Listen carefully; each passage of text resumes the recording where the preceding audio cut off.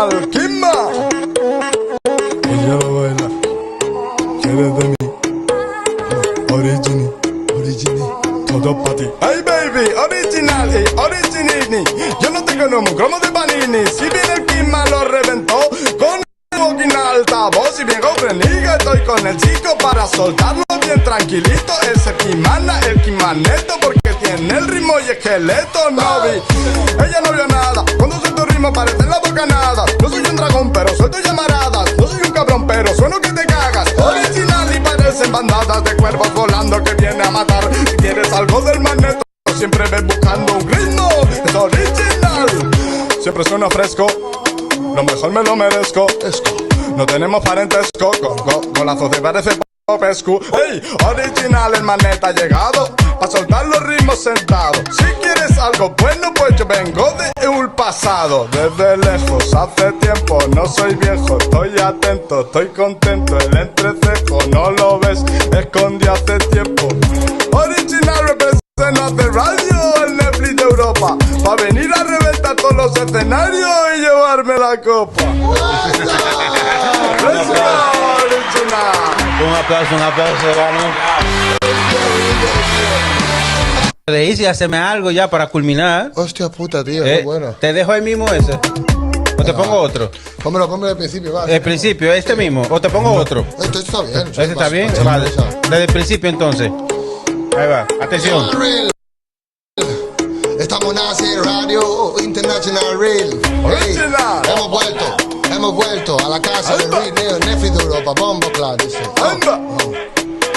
Don't stop, everybody, don't stop. Llegó el general para prender el club. Hey, sing it, boy, then yabadabadu. Con mi crew, solo tú, dan mi luz. Hey, sing it, badu. Don't stop, everybody, don't stop. Llegó el general para prender el club. Sing it, boy, then yabadabadu. Con mi crew, solo tú, dan mi luz. Everything come through. Ooh, girl, think you better. I think you clever. Hey, stay, my fucking old nigga. Hey, girl, think you better. I think alone, my brother. Everybody come on, nego, hace radio, está fresco. Dice, mueve el cadera, mueve tremendo. Suena perfecto, filo beca. Suena perfecto. Viene del ritmo del ghetto, banda fuck internacional. Ey, nego, de fama no really nobody. Si mueve el estilo suena fenomenal. Suena bien guapo que viene los ritmos. En radio siempre suena fenomenal. Mueve cadera, mueve tremenda. Ese Kimaneto, el rey de la fiesta. Suena guapo, te lo digo, sacaría. Así que dale, on the freak, nego. Copyright disclaimer.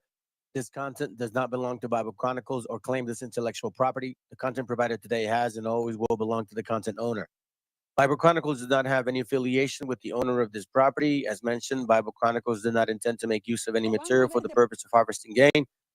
However, Title 17 of United States copyright law states material and use can only be done when it's for theological or general educational purposes, and thus Bible Chronicles believes that this principal material falls under fair use, which honors protection under Section 107 of the same Isaiah chapter 58 and verse 1. Cry aloud, spare not, lift up thy voice like a trumpet, and show my people their transgressions, and the house of Jacob their sins.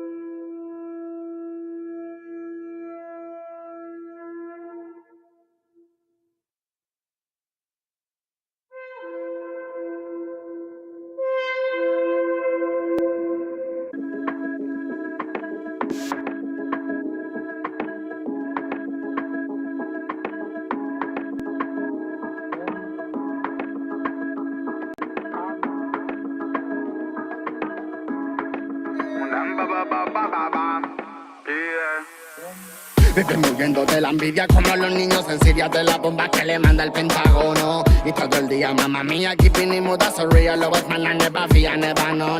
La travesía de la vida más que misericordiosa. Y nuestra prosa siempre vaya no. Tú podrás por mí traicionar a tu familia, matar tu brazo, sangre, que vos sabías, pero yo no. Familia, familia, es el que está a la mínimo. Familia, familia, comparte almas cristalinas. Familia, familia, Rasta Giant familia. Familia, familia, Magna White son familia, ya no maniga. خواتي شو من حالي وشو من حالي هلي بالك ربي كبير وربي عالي واللي جاي الدنيا اليوم وباغي سالي ربي يغفر لي ولا دراري خواتي شو من حالي وشو من حالي هلي بالك ربي كبير وربي عالي واللي جاي الدنيا اليوم وباغي سالي ربي يغفر لي ولا دراري un sueño donde no había amor se perdía el color de una flor se marchaba lentamente con el sol en el horizonte pude hacer algo para calmar mi dolor y es por eso que le pongo flow viviendo alto siempre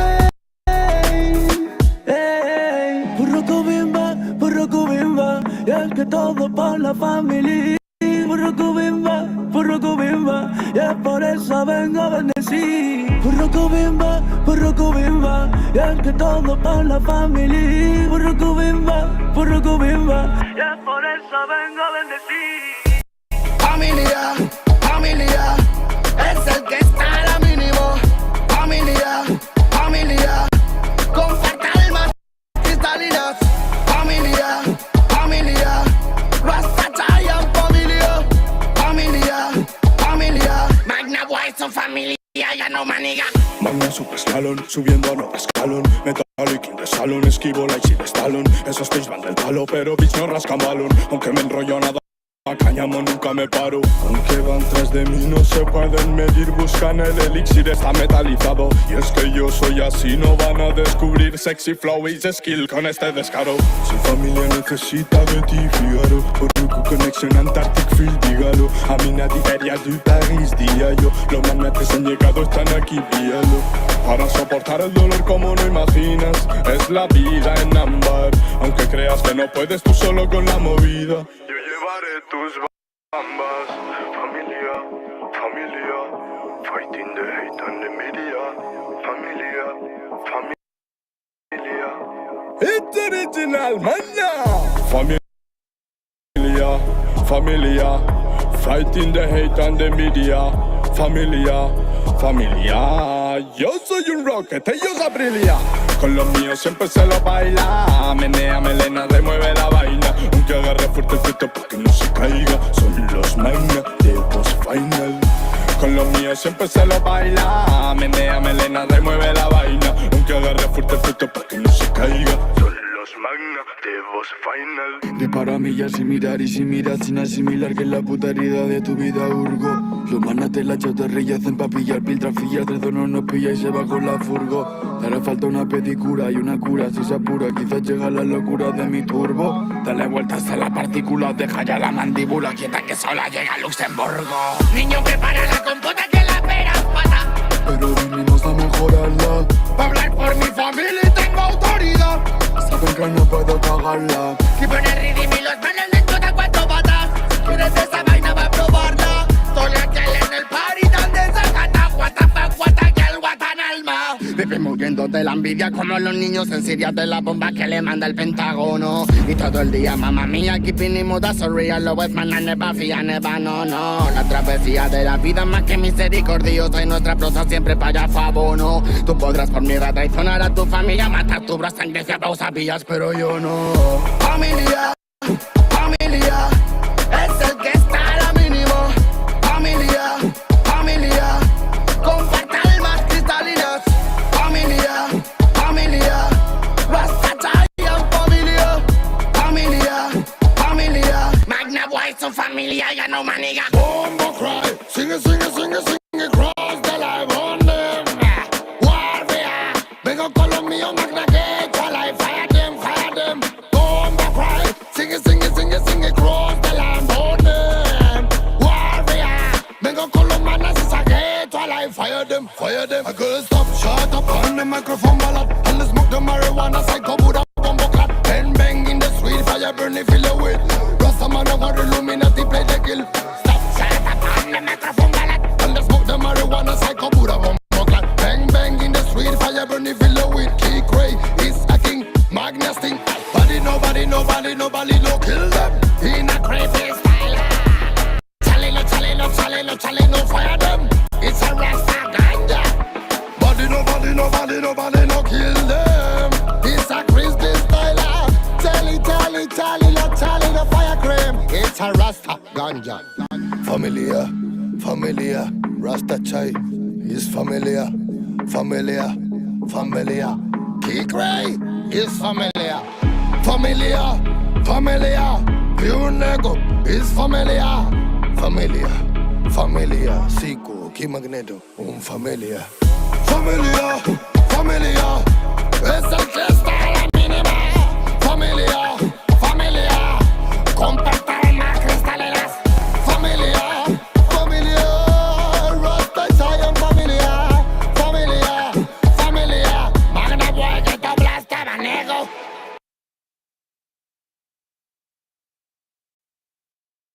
Viene a decirnos con mucha firmeza y gran convencimiento lo mismo que nos decía en el siglo XVIII el barón de Holbach, ¿no? Un filósofo francés de origen alemán.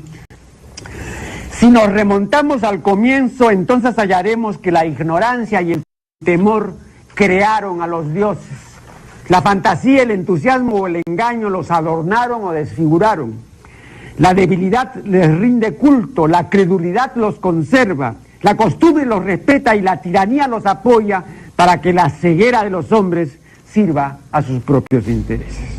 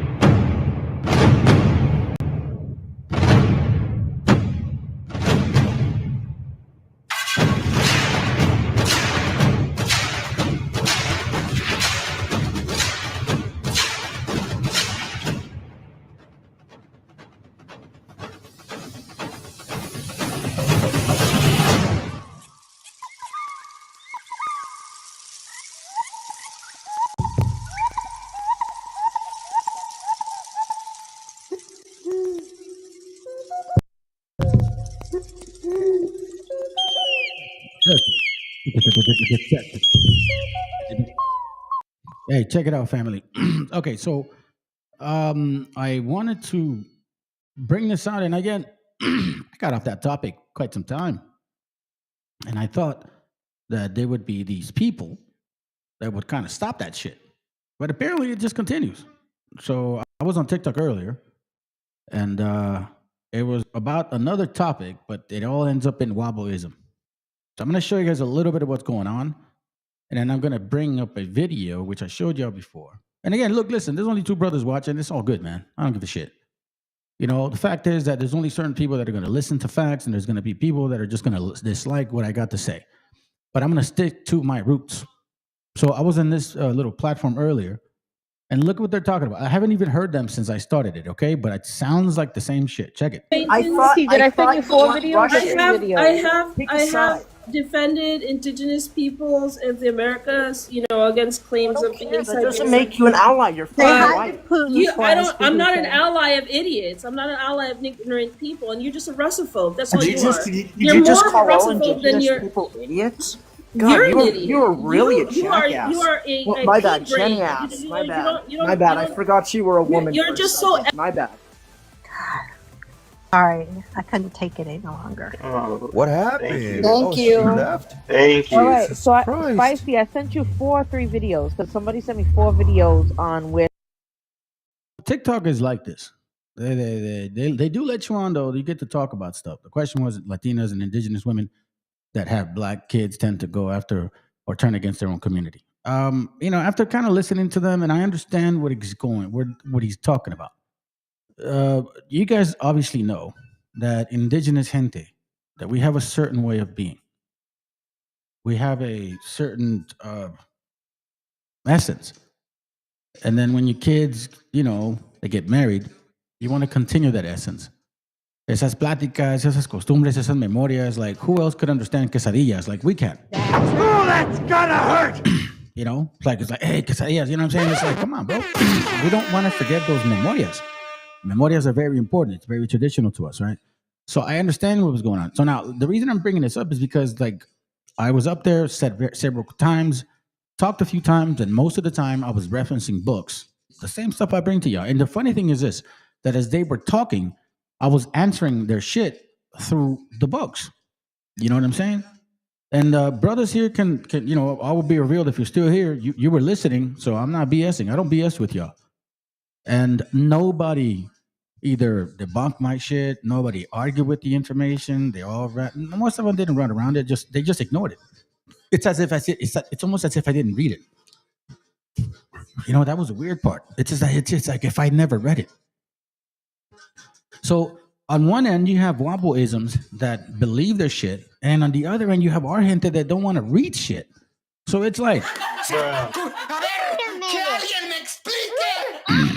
so let's continue. Listen. Now, I don't know how to connect from this, because if I was able to connect from here, I'd see if I could, get access to talk. I can do it on my phone, but I can't do it here, I don't think. At least that's not what it seems like. If you guys know TikTok better than me from a computer screen, let me know how I can chime in here, because they pretty much remember me. But anyways, the point being is this. Wabo-ism is real. They like spreading their nonsense, but once you start questioning them, they all say Olmecs. Exactly. And I even asked in this platform, I said, okay, where is your diet? How come you don't eat tejuino, which is an ancient drink? How come you don't eat tamarindos like we do? How come you don't have cilantro in your diet? How come you don't have tamales, corn, masa? How come you don't have ancient grasshoppers?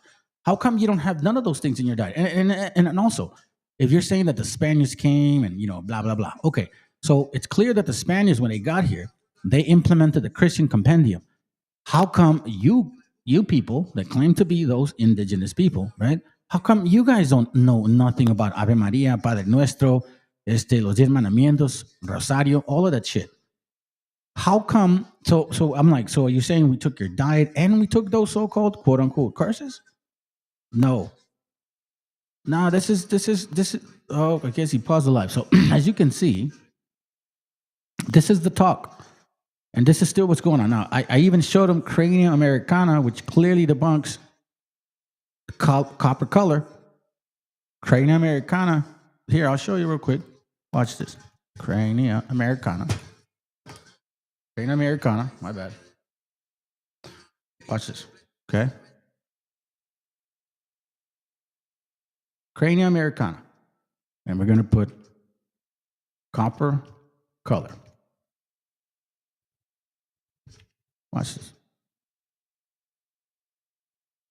Okay, on page 67, I believe. 68 or 67. Let's go back a little more. A little further. A little further. Here it goes right here. Page 67. Okay. Remember, this book is from 1838, and Samuel Morton is the writer of this book. Let me go back to it, because, I don't want people to be like, I'm bullshitting. No, we don't bullshit in this channel. We're very thorough. They're very thorough. And, I was telling the brother, he's like, man, I can't believe they didn't even pay attention. I go, hey, bro, that just tells you the state of mind that we're in. You know what I'm saying? They're not ready for it. They want to claim us to be something else. They're not ready for the knowledge power that we have in our minds. This spirit that the Most High gave us, bro, it's unbelievable. When you start seeing it compared to the world that claims to know shit, and you start telling them and actually expressing your knowledge through books, referencing them, like actually answering their topic with historical facts, and guess what? They're just like, they don't know what the fuck to say. I'm going to tell you something, family. The algorithm of life, there is a language that they will never understand. This is why only a few of you brothers and sisters understand where I'm coming from, because the algorithm doesn't understand what I'm talking about. I'm using this information, Bible, history, politics.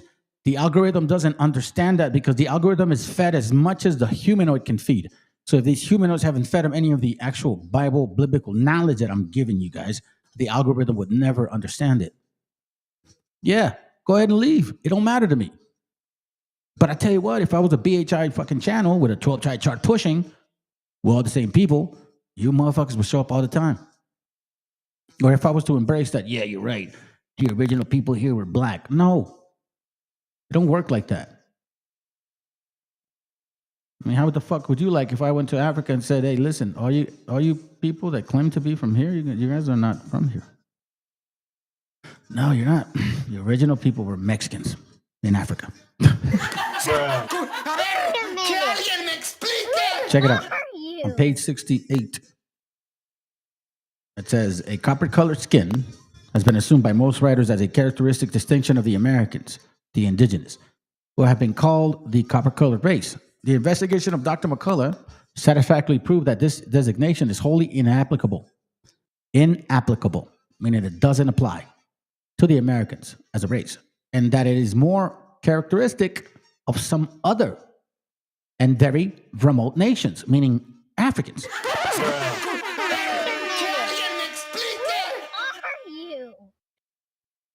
Chew on that for a moment. The error has obviously arisen from habitual use among many tribes of red paint to a brown skin, which occasions a copper hue. Humboldt declared that the denomination of the copper-colored men could never have originated in the equinoctial regions to designate the Americans, meaning our gente, indigenous. I can further testify that among the individuals of many different tribes that have come under my observation. So this is somebody that was actually there. And you know what the funny part is? How come we ignore these things? You know, a lot of you people want to go and say this and that because you read a fucking book, but all of a sudden we got scientists, you know, because that's what they study, right? Or doctors, because that's their field, what they study. All of a sudden that shit don't matter. No, you want to listen to a pseudo scientist that showed up out of nowhere and then wants to sell you that fucking book from the unexpected races of ancient America. That guy's a billionaire because of your dumbasses, because of you wobbles. You guys swallowed his sperm, meaning his belief. Alexander Van Wooten, you know, that famous book. I have that book. Let me see how much that book costs. Let's see. Let's check out the book. Unexpected Faces of Ancient America. Let's see, for sale. Holy shit. Look how much it's worth, fam. $1,600.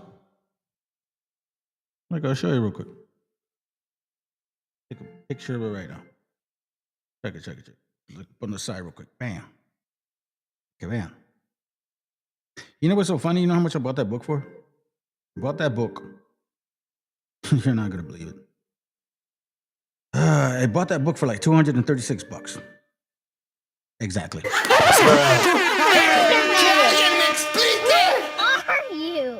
So this guy and they themselves are making money and merchandising off of themselves. It's a pretty sad case, man, because this is pseudo shit. And people say, well, you paid $236 to somebody. Yeah, because you want to know something? Debunking pseudo is worth a lot less than $1,600. And this is it right there. See, I just took a picture of it. It's the same book. $1,600. You see how these guys are like just claiming because it costs so much, then all of a sudden it makes it real. Because I think that's really the case. How much is it on Amazon? $393. Yeah, so it's, you know, give or take, depending on the actual usage. Unexpected Faces here on AB's $300. So depending on the type of cover, right? See this one? Because I have that one. So the one I have costs a lot more. And it also depends on how well you took care of it. Yeah, there you go, brother.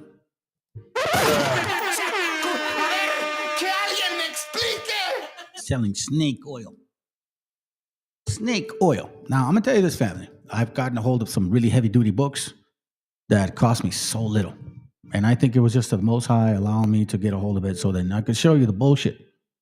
Because somebody has to show you the bullshit. So it says here, the error has obviously arisen from habitual use, like these books here, among tribes. By the way, this book here that we're reading was written before that one. Of red paint and brown skin, which occasions the copper hue. Humboldt declares that the denomination of copper-colored men could never have originated in the equinoctial regions to designate the Americans. I can further testify that among the individuals of many different tribes that have come under my observation, he was there. Alexander von Wooten was not there. All you wobbles were not there. And this guy's a scholar that was there. I have never seen a copper-colored man.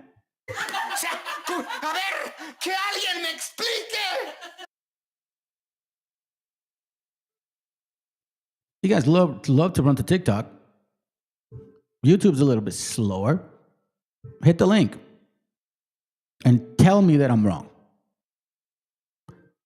Prove to us that the original people here were African looking. Now, why do you think this is important to us? Because we're barely getting to know exactly who we are. Period. Look, listen, family, only about the last 70 years have we been able to read. You think about that? They've been here since 1492. Just in the last 70 years, people like you and I have just recently been allowed to read, let alone read the Bible. So this is why this is important. So if any of you guys think that this is not important, then you're in the wrong channel. Step the hell off. We don't need that, because then this means that your heritage doesn't matter at all. Let me remind you, indigenous brothers and sisters, in the last 500 years, since 1492, okay? Out of all that time since these people been here, only in the last 70 years have us, Mexicas, indigenous people from, Mexico and then further down, have been learning how to read. We've only had about 70 years of literacy. Do you understand what that means? And I don't think you guys understand what that means. Let me say it again. In September 7th of 1900, the indigenous people in Mexico and Central were not allowed to read the Bible. Literacy was only 3 to 5% high. That means the majority of the Mexican or Mexicas or indigenous people in 1900, like 1900, not the 1900s, but 1900, right? We weren't allowed to read. Do you understand that the war that has to do with the name Pancho Villa and Zapata, they were fighting for more education in a way, because after they started finishing what they started, then people started having schools in their little towns and pueblitos, which is why from 1920 to 1950, you see a spurt of literacy. And see, that's something you guys don't know. So this is why it's important to understand that when you create a platform to talk about how important it is to know our history, and then you have individuals from out of nowhere because they're mixed and they want to say, well, we have the same experience. No, shut up. Shut the fuck up. I don't need to hear that experience just yet. I just fucking found out right now what experience we missed. See, there you go right there. We have been taken captive around the world. So let me introduce you to a Globos Indios, because I know you're not educated and you won't read it. Go read Globos Indios. Okay? Go read it. And see, here goes again. Another wobble, BHI probably, that ignores what we just read. Literally, it destroys that copper-collared stupidity. That's why you're upset, because you probably have used this argument. Copper-colored, who was copper-colored? Yeah, right? That's why you're offended. Snakes always come out at night, bro. I always know that shit. Here we understand that it says, no, the color of the American Indian in general is brown. differing in intensity with various tribes according to the various localities, but that it is almost impossible to say that the brown color principally resembles. Cinnamon is, in my comprehension, the nearest approach to it, which is why they also compared us to the lion's mane's color, meaning like brownish, kind of reddish, kind of, orangey, kind of brown, not black. And I know that hurts your feelings. And I know that you don't want to comprehend the fact that people that look just like you enslaved you and that they don't care about you. I know that is hurtful, but those are facts. See, our gente, we never did that. And I know you guys want to create this whole idea that, we were uncivilized and savagery between each other. No, man, there was an actual agreement and talking before we went to war. But see, you guys don't understand that. So again, I asked you, since, right, true, whatever your name is, you're probably a wabo. Okay, how come you guys don't eat tejuino? How come you guys don't eat tamarindo? How come you guys don't eat cilantro, tamales? How come you guys don't use molcajetes? How come you guys how come you've never heard of black folks eating grasshoppers? We still do it here. And I can show you books from history that show that we've been eating those things from the get-go. Yeah, look. So here's what happens. This is exactly my point, family. See, we talk with facts. So he says, ironic, a snake started a live streaming online tonight. See, so since he is emotionally disturbed, he figures that by, insulting me, that he's going to get somewhere. See what I'm saying? Well, then, hey, listen, bro. Then guess what? Then you teach me.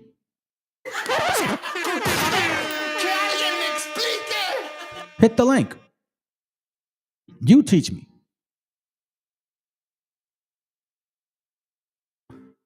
I can show you what that tamales in the Bible. But see, that's a deep shit that you would never even understand. So if you want me to show you, why don't you show us who you think we are? Hit the link, bring your sources. Instead of talking shit. Don't be a kid. We've been through this before, man. You can say, look, listen, just because you say it loud, don't make it right.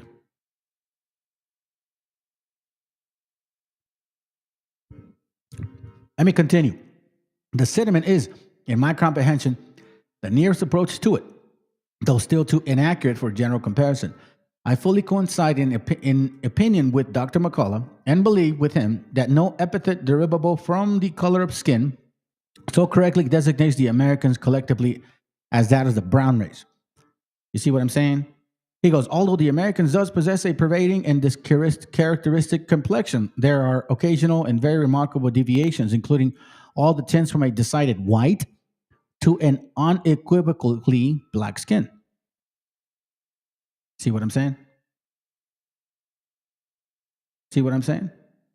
So where is this copper color bullshit? It's funny because there's a book that Wabos and BHIs always use, right? They always ignore this page, but they use it. And there's a section where Christopher Columbus is talking about what he saw and the people that he saw. And he makes it very clear. Because remember, keep in mind, Portugal and Spain split the continents at one point, okay? So these explorers know exactly, what people kind of looked like. And they had not really seen people like us. So listen to this. This is from The Promised Lands, Lost Tribes and Promised Lands, The Origin of American Racism, Ronald Sanders. Every BHI and Wabo loves to read this shit. But yet they ignore this page because they don't read it. They just kind of go to 1, 2, 3 pages and then that's it. They run with it. They don't read the entire book. It says on the bottom paragraph, neither are they black like the Ethiopians. He goes, their hair is smooth and straight, for they do not dwell where the rays of the sun strike most vividly. This clearly was measured as a reference to anyone who felt, as he did, that black men tended to be more barbarous than whites of any condition, right? Columbus returned home in 1493, thinking Cuba was the part of the Asian mainland. One of the things that they have said, this is not even the only reference. This is like one of few references. I use this reference because they always run to this book. And I always say, listen, it's not that, first of all, we're not taking shit away from you guys. We're not going around saying that we're from Europe. We're not going around saying we're from Africa. No, both of you motherfuckers are over here saying that you guys were original from here. You got the gringo saying that he's a native, and you guys are saying that you guys are originals. Who exactly is the demon?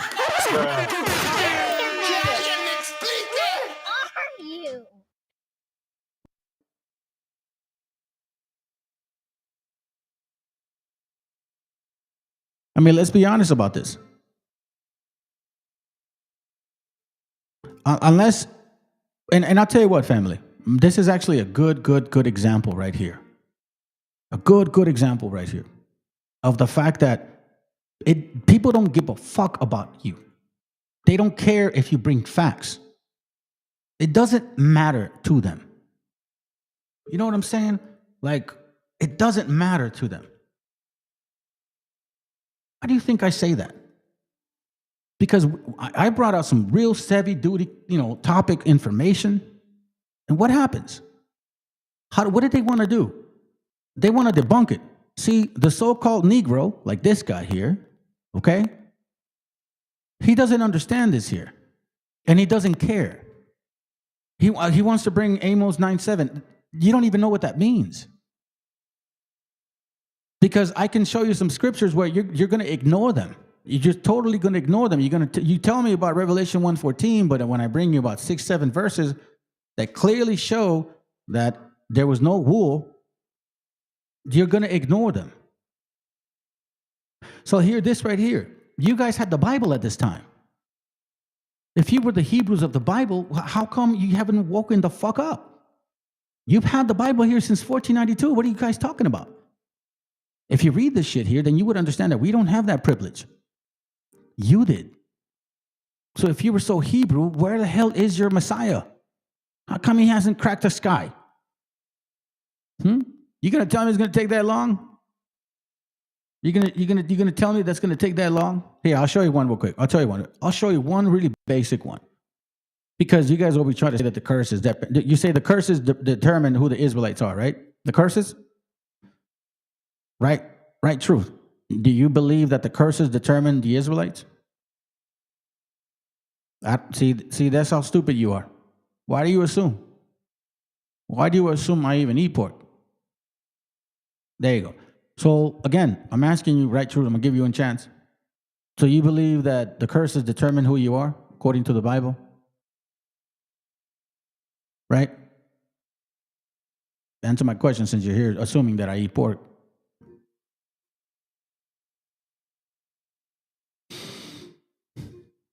You see, family, this is what I mean.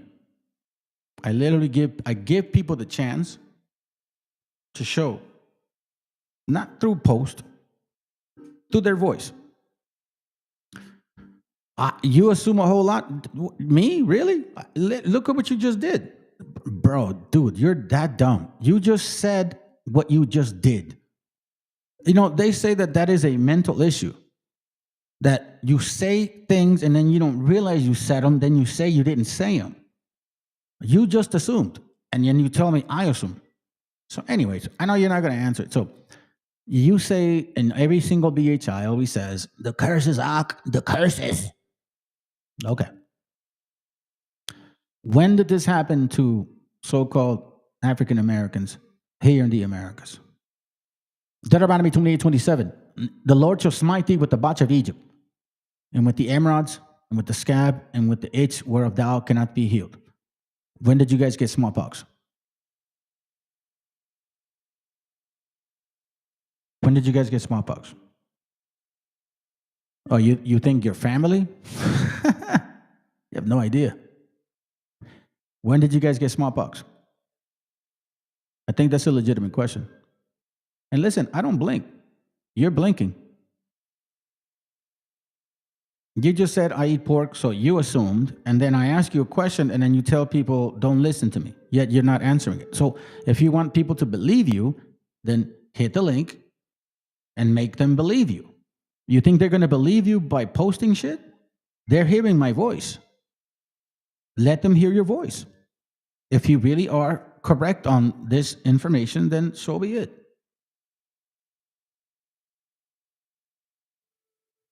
Answer my question, though. See, I never said you were part of any camp. You answered a question that nobody asked you.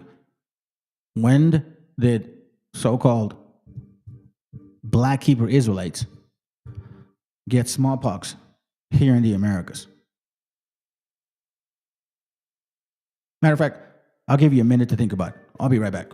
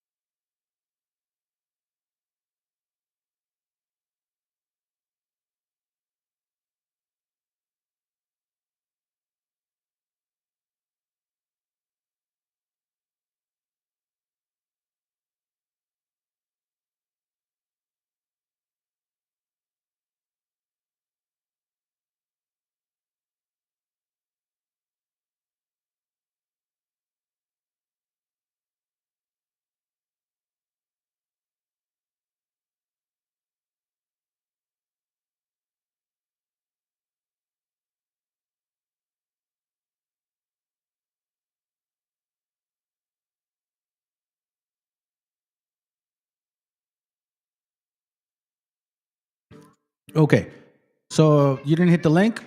Holy shit. So you didn't hit the link. He said, smallpox was given to many Asians in African countries like, what? Smallpox was given to many Asians in African countries. Look it up. Do you want me to show you? You want me to embarrass you and shit? Wow.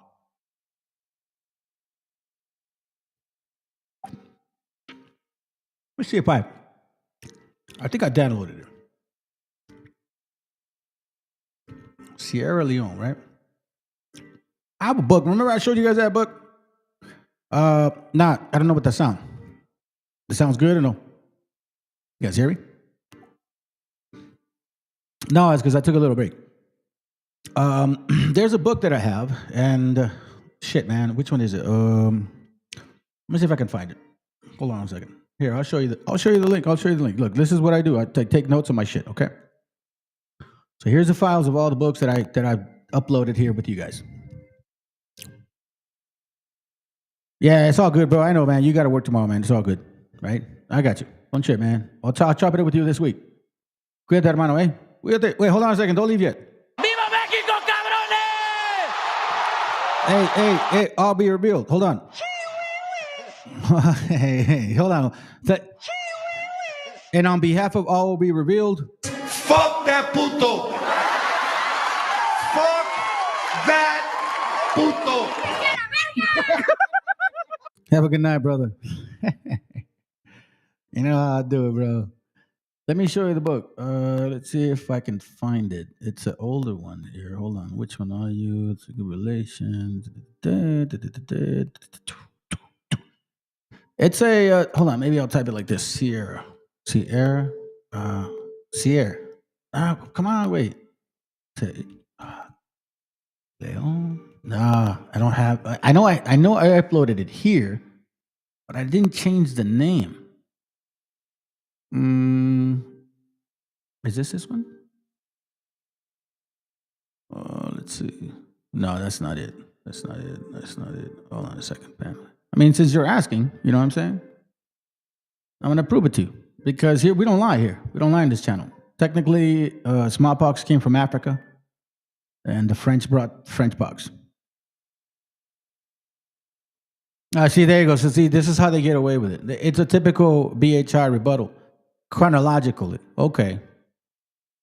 Well, when did that happen to you guys? When did it happen to so-called African Americans? Yeah, they see. Have a good night. I told you, bro. See, you're weak, bro. Oh, that's gonna hurt! Don't show up again, man. Shit, you talking all that shit, then you want to say good night. Why even bother? Fam? No, I'm kidding. I'm joking. I'll answer your question. Let me see if I can find it. In the meantime, hold on a second. Let me remind you all of what we're doing here, okay? Let me remind you what we're doing here. Let's not forget. Because there is a purpose. There is a purpose to my madness. I always try to bring receipts. Because there's a point. Okay. Sounds good. We're ready to go. Yeah, because we're doing well. Think the sounds as well. Do I admit that I called you a BHI? I mean, you think like one. Why wouldn't you be? You're a black Hebrew Israelite, aren't you? Don't you believe that you're the original people, chosen? Everything came through you?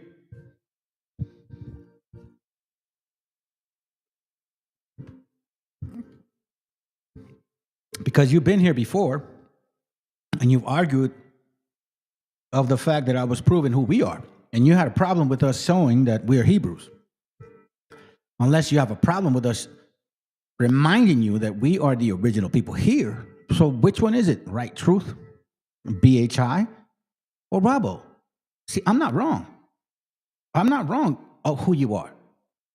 You just don't want to call yourself that. It's kind of like, let's say you're gay, right? Everybody else knows that you look gay, you act gay, no offense to them, you know what I'm saying? That's your life, whatever. But it's like obvious. But you yourself are like, nah, fuck no, I ain't gay, dog. Like, all right, okay. I mean, that is exactly what you sound like. Unless you don't self-reflect often and pay attention to the thoughts and processes that go through your mind, maybe your spirit is too asleep and you just let your brain control you. So let's listen to this real quick, man, because, I mean, come on, let's get to the point. Not many people here today? No problem. All right, seems like 2 people. It's all good. We don't need a big crowd. We don't need a big crowd. But let me remind y'all. ¡Viva México, cabrones! And for you, Fuck that puto! let me do it again. For you, Chiwis. Fuck that puto! Fuck that puto! Okay. So I hope y'all having a good days of war.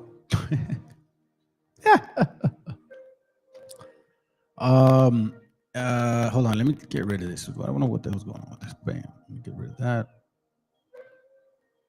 Can't get rid of that screen for some reason. Okay, there we go. There we go. All right, so saludos to everybody, man. You guys that are new here. 2 people. I go by Joshua. Welcome to MESHIACHA Chronicles. I got something interesting to show y'all today. Listen, I have no problem with people that are about our gente and they want to bring out facts. But I got a problem with you're a liar. So, because I have some stuff to do, I'm going to hurry up and get to my point. I'm going to talk less as much as I can. We're going to touch on this video real quick.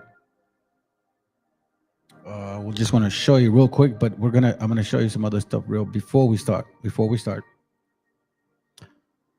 I always call this guy culo miados because that's what he is. You know what I'm saying? As you can see, no. Wait a minute. Hold on a second. Wait. When the fuck did I ever say that I believe this was the old world, bro? When the hell did you hear me say that shit? Keep my name out your mouth. Yeah, hold on. Let me say it again. Keep my name out your mouth. When the hell did I say this was the old world? I don't believe that shit. You see, man, that's 2 things that you assumed, and then you said, I assume too much. I think at this point, right, Truth, you should be quiet from now on. We just showed the level of wisdom between you and I. Do you understand what I'm saying? So why don't you sit back and listen? If you ain't my enemy, then shut the fuck up. Reply nothing. And that's before. That's in the past. So he knows who the hell I am. Ain't no fucking joke. Yeah, he got a lot of subscribers, and I don't mean shit to y'all. I'm like an ant compared to his channel. 550,000? Of course. Our so-called measly 500 don't matter to him. Definitely. But this is what I am going to be. Okay, so see, this is what I don't like, bro. Let me say something earlier. Hold on, because I see stuff here. You said, why do you eat pork? Then you say, you assumed a whole lot. But yet you assumed that I eat pork. You didn't ask me, do you eat pork? That's a rhetorical question. Why do you eat pork? Like, you're not even waiting for my question. You assumed it already, okay? That's a rhetorical question. Like, you don't expect an answer. Instead of saying, why do you eat pork? Or do you eat pork, I'm sorry, with a question mark. You didn't do that. And then all of a sudden you said, oh, I assumed. Right? So see, like, this is the difference between you and I. I may talk a lot, but I do listen. Maybe there's just a huge difference between people like you and people like us, man.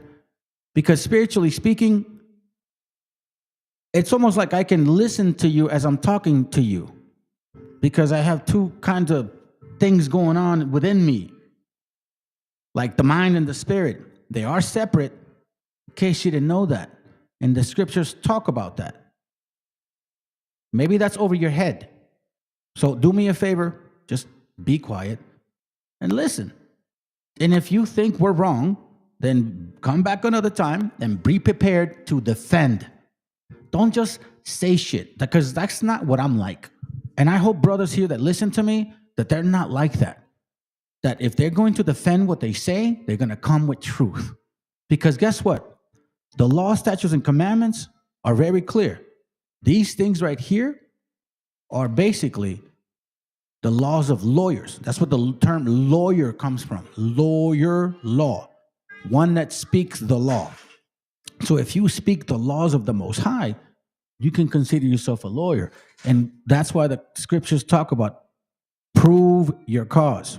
And everything you say, prove it. And this is what I'm doing. So that's why I say to you guys, if you want to prove what you're saying, here's a link right there. So when you're saying what you're saying, then you can prove what you're saying, because if you're a Hebrew Israelite of the Bible, then that means you're a lawyer of the law. That means you're not afraid to speak the word that was given to us since the beginning. That's why I'm not afraid. And that's why usually Black Hebrew Israelite camps, or even Negro-only Israelite camps, or Wabos, never hit the link. In 3, almost 4 years that I've had this channel, only 4 people have actually stepped up. And we just had one that converted. So you tell me, I'm 25% closing ratio. Let's go. Going over this right here. So I remember I told you guys that I had this video of him, the actual real video of this here, the real footage of the French Guyana. So we're going to go through it real quick. I'm going to bring you guys some books, because you know how I do it.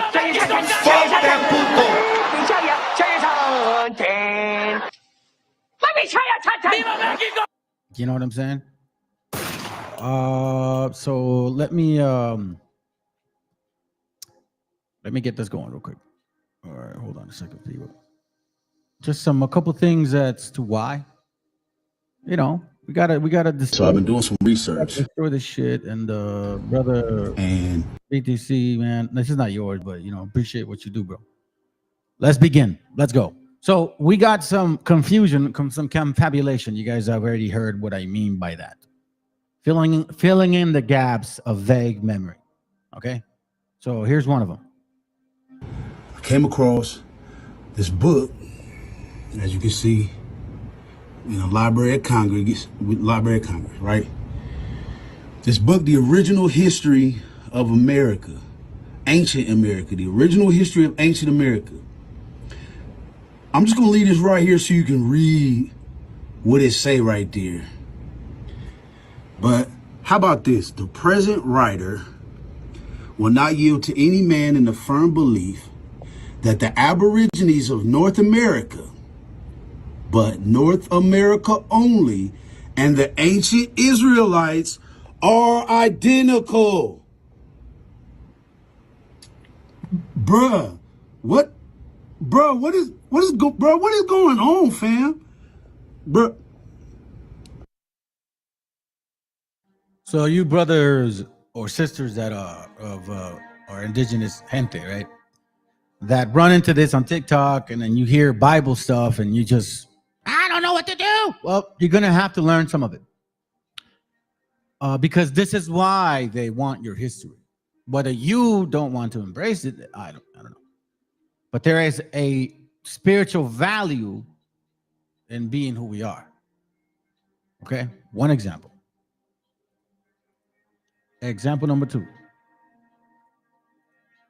And this is why I do what I do, because I don't know if you guys know, if you guys are new to this channel, I'm known by Joshua, the Canaanite slayer, because that's what I do. I be slaying these fools because they don't hit back.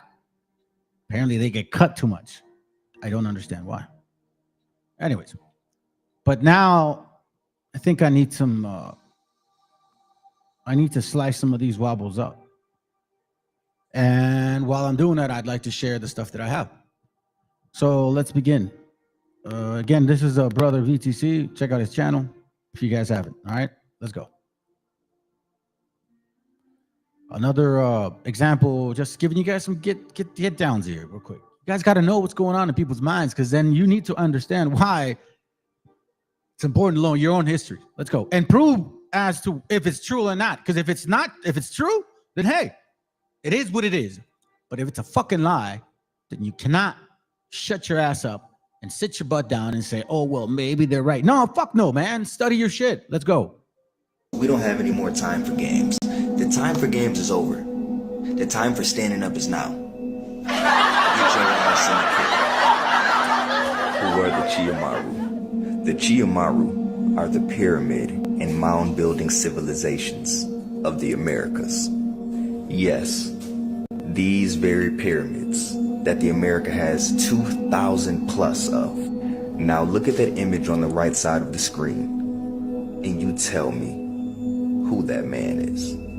Yes, someone who traced their history back and found that we are the originals of the Americas. So now that we're on that subject, let me just interject quickly. And let me see if I saved it. If I didn't, I will pull it up real quick. No, I didn't. Okay. I'll do it this way. There is a reason for all sorts of things like that. But even then, let's start carving out the difference between the change in name, because it is important to understand. This is extremely important. You see, remember, family, there was a war between these two people.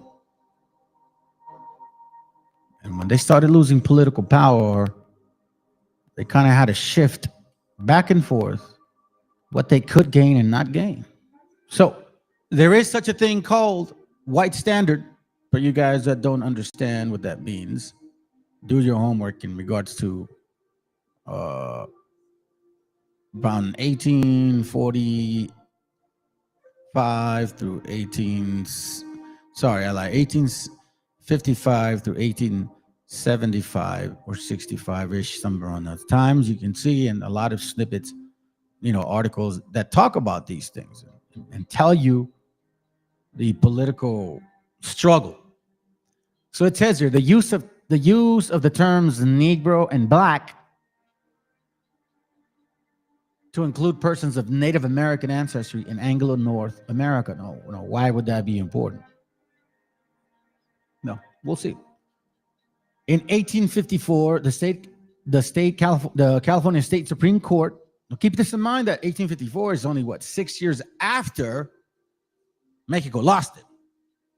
You see this all, it's moving real fast, isn't it, right? Pay attention. However, they make up these laws here.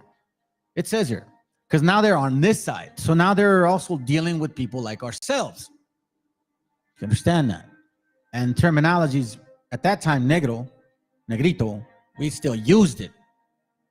In case and this is the error that we make a lot of times when we allow these people to tell us certain things, even though they read it in front of us and we see certain years. So if you don't know your history, or at least what occurred in 1854, because it says in 1854, that's like setting precedent, like remember that year.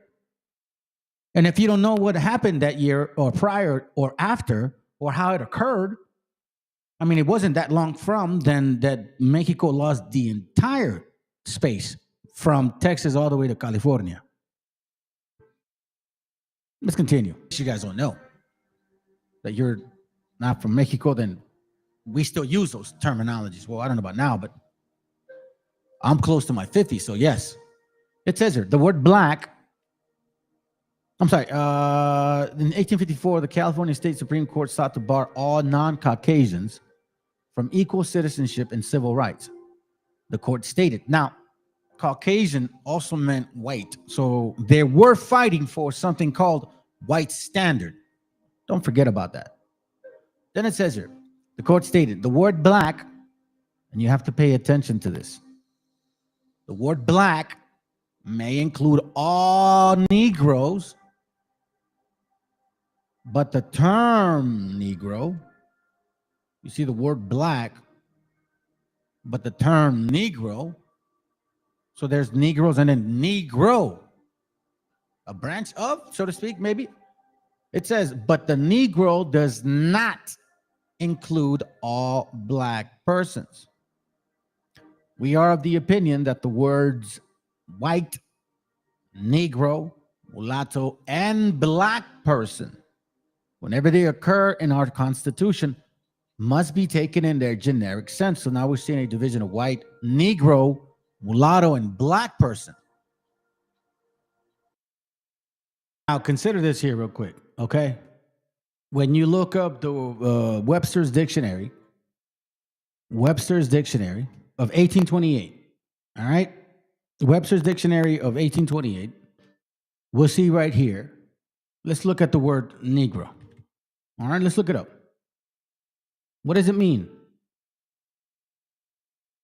It's a remarkable that our common people retain the exact Latin pronunciation word nigger or neger, whatever, a native or descendant of a black race of men in Africa. The word is never applied to the tawny or olive-colored inhabitants of the northern coast of Africa, but to more southern race of men who are quite black. So even then, they didn't even use the terminology applicable to specifically everybody from Africa. You see how it is not a simple term to just designate. This is from Webster's Dictionary of 1828. So when you start considering facts, don't fall for fiction. But we're seeing here a video here. Somebody's saying that all of a sudden now, around here? What do you mean 1865 black? But black was being used back here too. And Negro or black basically is the same thing. But you wouldn't know that because you're not from over there. You don't speak Spanish. You don't know the actual rich cultural history of it. And it says here, we are of the opinion that the words white, Negro, mulatto, and black person, whenever they occur in our Constitution, must be taken in their generic sense. That the words black person in the 14th section must be taken as contra-distinguished from white and necessarily includes all races other than Caucasian. And it says, as convoluted as the quote may be, not really, but it is, because the word black may include all Negroes, but the term Negro, classifying itself different from black, does not include all black persons. So if you're under the term called Negro, that doesn't mean you are a black. And it says, we are of the opinion that the word white, Negro, mulatto, and black person, this is in, 1854. So we're starting to see the difference between Negro and black. Why? Pheno or colorism? Hair or no hair? Whenever they occur. So we are seeing here now that there's a division. Now, check this out. As convoluted as quoted may be, it tends to express a strong tendency in the history of the United States towards creating two broad classes of people, white and non-white, citizens and non-citizens. So, again, this has to do with the topic. The culprits of ism. Ism is part of this here. So just as convoluted the word Negro may be, or black, so has copper color. And I'm going to show you. The tendency to create a two-caste society often clashes with the reality of a territory. So remember, this is also included in the statement because in 1854 in California, you guys were newer to this territory. You had people like me still here. Yeah, in case you don't know. So be mindful in the context of what you're reading. Because Waboism will twist this shit around because they don't know. I don't know if they don't know how to read. I don't know if they don't know how to read in context. Maybe they read one paragraph and they forget what they read before or the purpose of the entire article. Because it says here, the tendency to create a two-caste system, here's why it's... So this is why I asked you, and I ask every Chiwiwi, Wabo, where is your food that has been here for a long time? How come African Americans don't eat those foods anymore? Like I don't know. I keep asking that question, and you guys never answer it. You know, it's kind of fatiguing, to be honest, because that's a legitimate question. If you're saying that the originals were you guys, then okay. Do you know what tejuino is? That's an ancient drink. Okay. Do you know what tamarindo is? Do you know what cilantro is? And we have documents from like 1816, 1700 that they jotted down that the natives were eating grasshoppers. How come you guys don't make tamales? How come you guys don't use the molcajetes? That's historical shit that the so-called indigenous African American people, like you claim are, were using. And then the last one, since you bring out the curses, sounds good. So then what you're saying is that when the Spaniards came, right? When the Spaniards came, that they came and brought their religion and implemented upon us, right? That's my understanding.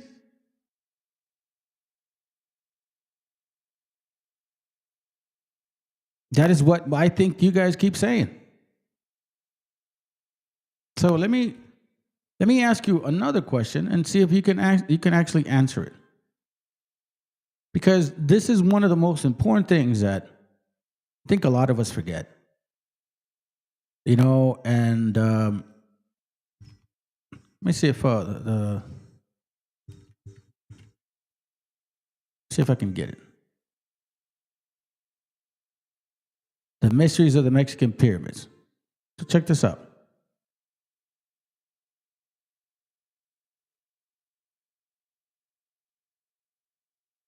Matter of fact, I'm going to read it in this way. Look, I'll show you.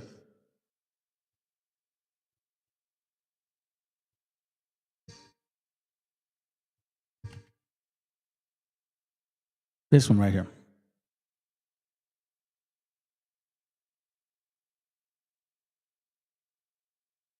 Let's see, is this the book? Mysteries of Mexican Pyramids. Here's this one right here. So we have it in Spanish, okay? So you're saying we took your diet, we took everything about you, your culture, right?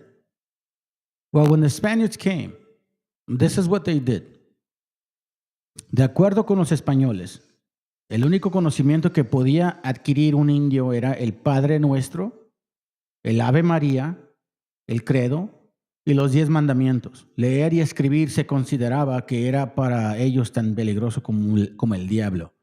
Here it says that all you black natives were allowed to learn the Padre Nuestro, Ave María, El Credo, 10 Mandamientos, when they miss it here, and also the Rosario. If you guys were people here before, how come you don't know nothing about this? No, don't do that. You see, I'm even wasting my time talking to you because I think it's pointless. Because look, I put the link up and you still don't hit the shit. So it's like, stop ignoring shit, bro. Like, I know that it's very emotional for you. Like, you finally hit a fucking wall. You finally talk to somebody that knows their shit, and it doesn't matter what you say because the question is always on you. Your spirit is weak now. Your spirit is weak. I know that today, tomorrow, and from this moment on, you are never going to feel the same ever again. And you probably never have because you came back on this channel trying to make yourself feel better. The fact is this, you're not from here. The second part, you're not a Hebrew. And I can show you through the Bible and historical books. But see, you're too afraid to hit the link. You say you want to defend your gente, then hit it. Let them hear your voice. You see, I'm not afraid of that because I speak with conviction, because I know what I'm talking about, because I know for a fact that there's no holes in my actual weaponry. Because I study and because I know. And when I don't see something and it doesn't make sense, I don't bring it up. There's no point. But see, you're full of holes. So again, when did you guys eat tamales? When did you guys eat grasshopper? When was it recorded that you guys were actually enjoying those things? When were you really eating corn? When have you even field corn? When have we known of so-called black folks even having a cornfield? Like an actual cornfield, not cornbread, cornfield. How come most of you guys don't speak Spanish? How come you don't understand none of that history of the cathedrals? And because remember, keep in mind, the 13 colonies were only up until 1776. Then until 1782 was Florida taken over. And then in 1810 and 1812, they started trying to take over the rest of these lands. So in reality, the Spaniards were in control of these whole regions for quite a long time. And you're telling me all of a sudden, in a matter of 50 years, we stole that shit from you? Saying this, society often clashed with the reality of a territory which included many different types of people. Why? Because it wasn't like an isolated situation, like, for example, Europe or Africa. Or let's say, that's the best example to put, right? It's just a perfect example. Because here were an admixture, so to speak, of all colors and different degrees of intermixture of European, American, African, and Asian. Hold on a second here. Fuck that puto. You're a liar. All of you guys that are actually going around twisting this stuff around here, even in 1854, there was a degree of understanding that there was a European, American, African, and Asian, which is not Native American, like you say. Hello? Now, Native American people, whether of unmixed ancestry or mixed with the other stocks, were at times affected by the tendency to create a purely white, black social system. Why do you think now this article is being read this way?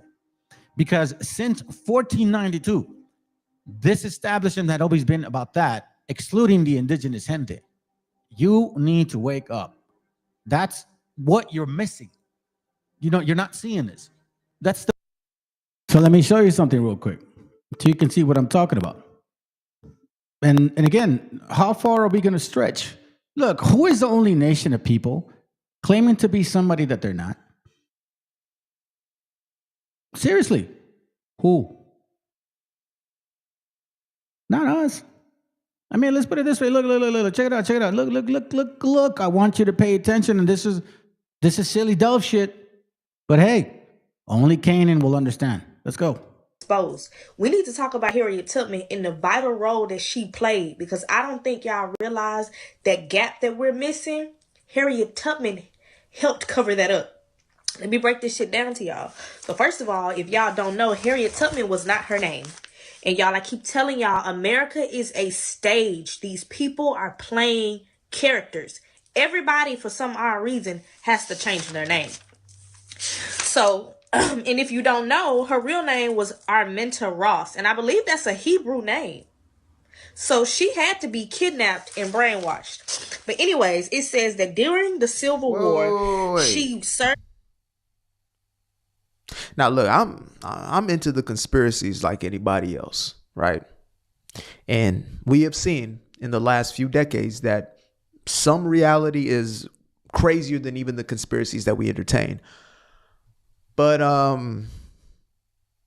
Harriet Tubman is okay. The U.S. Army as a spy, a scout, and a cook. The key word is she served the U.S. Army as a spy, a scout, a nurse, and a cook. And ironically, she's supposed to have led multiple slaves to freedom. But she worked for the U.S. How does that make sense? I was going to give her a chance. Maybe we were about to come up on some information that we have never been hip to. But damn. See, this right here is why DJT is perfectly fine with eradicating the quote-unquote. No, you can't do that. Give it in Paleo Hebrew, and it actually says exactly what it is. Don't go by the Bible shit. Stop lying, right? Quote, Department of Education that has done nothing but create more of this in the last 50 to 60 years since its establishment. So, yeah, here's the thing, sis. Corn it's fucking corn, bro. Now you're going to say men or women or when? John 3:16 all over. I'm telling you, man, Christmas Christians, bro, they come in all colors. There was a time in American history where there was a split between two fractions, I guess you would say. One was what's known as the Union, and the other is the Confederacy, right? Those who were in support. Oh, no. And she worked with David Hunter, who was a general for the Union. And you know, the Union was supposed to be black people. Why would black people have a white man as a general? This is getting increased.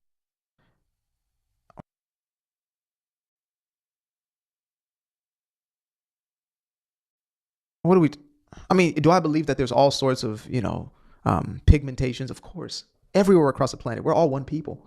But I know Uncle Willie when I say that looked like Eddie Murphy and Martin Lawrence off of Life. Come on. It was not for us. He just wanted our land. And Lincoln was just like Obama. They used him as a face. Y'all, he was black. Oh, yeah, Obama was definitely okay. Hey, Abraham Lincoln was black.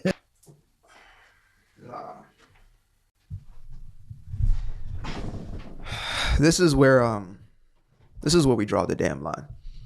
Who in the hell is this?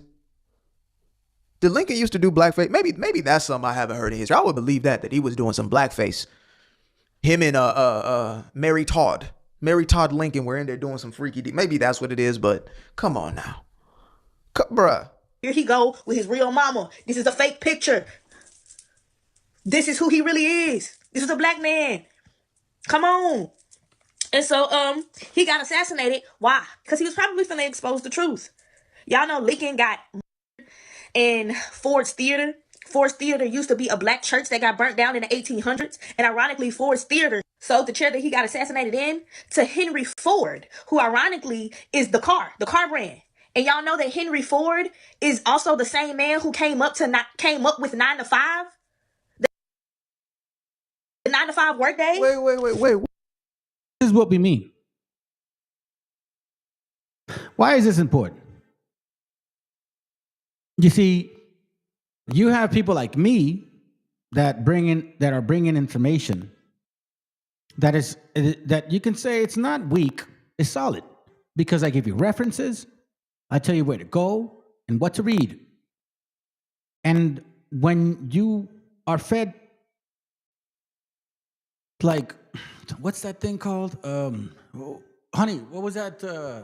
We used to eat ese dulce, era pura azúcar. ¿Cómo se llamaba? When we used to go to cotton candy. Cotton candy, you know what I mean? It looks fluffy, it looks big, right? But when you start eating that shit, there's hardly any of it. Like, this is exactly what this is.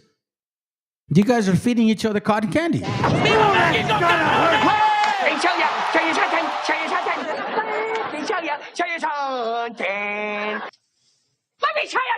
We're not going to feed our gente cotton candy, bro, because that's just not right, man. And just because it makes you feel good what you're reading, right, truth, doesn't make it right for you to lie to other people just because you fucking feel good. When you can't prove a damn thing that you're saying, whether you think you're a Hebrew or a Wabo, either one, it's just sad, man. And we keep telling you, as a matter of fact, in case you don't know, do you realize where black Hebrew Israelites came from? Rabbi Matthews, the worshiper of demons, the man that would do incantations and shit and like use magic. That's where your Hebrew Israelism came from. You know what I'm saying? It's like, bro, for real? It's the matrix that you're being played on. It says here, why was it difficult to create this type of caste system here? Because it wasn't like a black and white thing, like I told you. Europeans, Africans, so to speak. Native American people, whether of unmixed ancestry or mixed with other stocks, were at times affected by tendency to create. You technically are the second witness. I was using her as the second witness. You're the first one. Create a purely white-black social system, especially when living away from a reservation or an ancestral homeland, which is why they had a difficult time dealing with assimilation. That's why so-called black people assimilated to America. Why do you guys think you hold on to that shit? Now, because you don't even know where you forget where you're from. Hey, right hand. Let me ask you, have you ever done your DNA? Oh, unless you don't believe in that, but yet you'll believe in that if it has nothing to do with you paying the bills. When it comes to the babies, then you believe in DNA. But when it comes to like proving who you are, then you don't believe in DNA. So you're saying something about Hebrews, right? Have you ever done your DNA? Because I have. And it proves everything that I'm saying. And that's not why I even started doing this. That happened after. So have you ever done your DNA? No. Stop being a kid. Stop being a kid. Grow up a little bit. Answer my question. Have you done your DNA? Because I can ask you the same fucking question. Where is your homeland? Because you think your homeland is here. It's pretty stupid that you asked me that homeland. You can't fool me, right, man? Right, trust, right, wicked ass. So you ever done a DNA? Or not? Or just one of those? You're one of those people? Again, like I tell you, dude, you're not really helping your gente. You're showing how weak you guys are. You're just another line on my wall of people that do what you do and never hit the link. You know how many is that? Like probably 100, man. Out of 100 people, 4 of you have actually hit the link. And I converted one of them. No offense to you, brother. Because I think you did it yourself. I think you understood what was going on. But we got people like him. Like I asked you first, bro, you shut the fuck up. You ain't get to ask shit, man. You're here watching. I'm over here paying attention to your stupid ass. Let's go. That's all you cling to now. So the only reservation you have left is to say you're from here, or that you are a Maya or an Aztec, so-called, or a Mexica. In the British slave colonies of North America along the Atlantic coast, many persons of American ancestry were at times classified as blacks. Listen, many persons of American ancestry were at times classified as blacks, Negroes, mulattoes, or people of color, and these terms were, of course, used for people of African ancestry. The manner in which Americans, in part Americans, were sometimes classified as mulattoes and people of color from New England to South Carolina and from Spanish Empire are explored elsewhere. So here from New England to South Carolina and Spanish Empire. So here's the difference. You know why I'm saying that? Because England and South Carolina was British Empire. British Empire, stupid ass. Different from Spanish Empire. The purpose here is to illustrate how the term Negro has also been applied to people of American descent. Excellent point. But let's continue.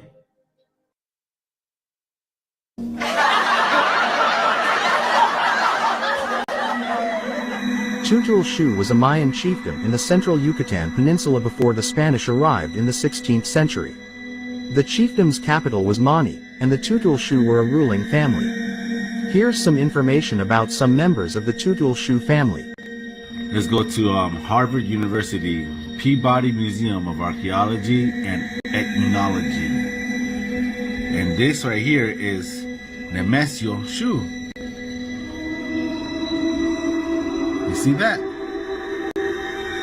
And these are more Shu family members. The little boy is Andres Shu and his mother. You see that? These people are still there, man. You guys are literally taking people's identity that are still there. That's crazy. These are the Shu family men, the man in the family. There's so many sources on the Shu family. Y'all just want to steal someone's name. Like you're stealing candy. Unbelievable. Also, using this page from Speaker Hub don't help you at all. This is just another ethnocentric with a suit and a tie, trying to get hired to speak garbage at your venue. So let's read that here real quick. It says, Powhatan is a proud Freemason of Northern Masonic jurisdiction, a 32nd degree Scottish Rites member and Masonic scholar, as well as a noble of Shriners International. Come on, bro.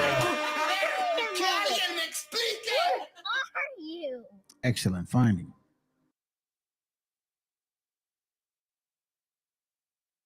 He says dumb things like the Maya and Olmec were called Tutul Shu.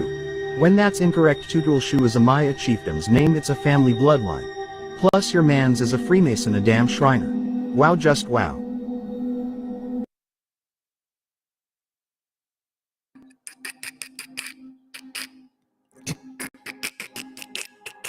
You guys are impatient bastards. Anyways, it's all good. I'm not tripping. So let's get to the nitty gritty. All right, so we got Cornholio right here, and we're gonna speed up his talk because he talks real slow. I think that'll be good. Let me see.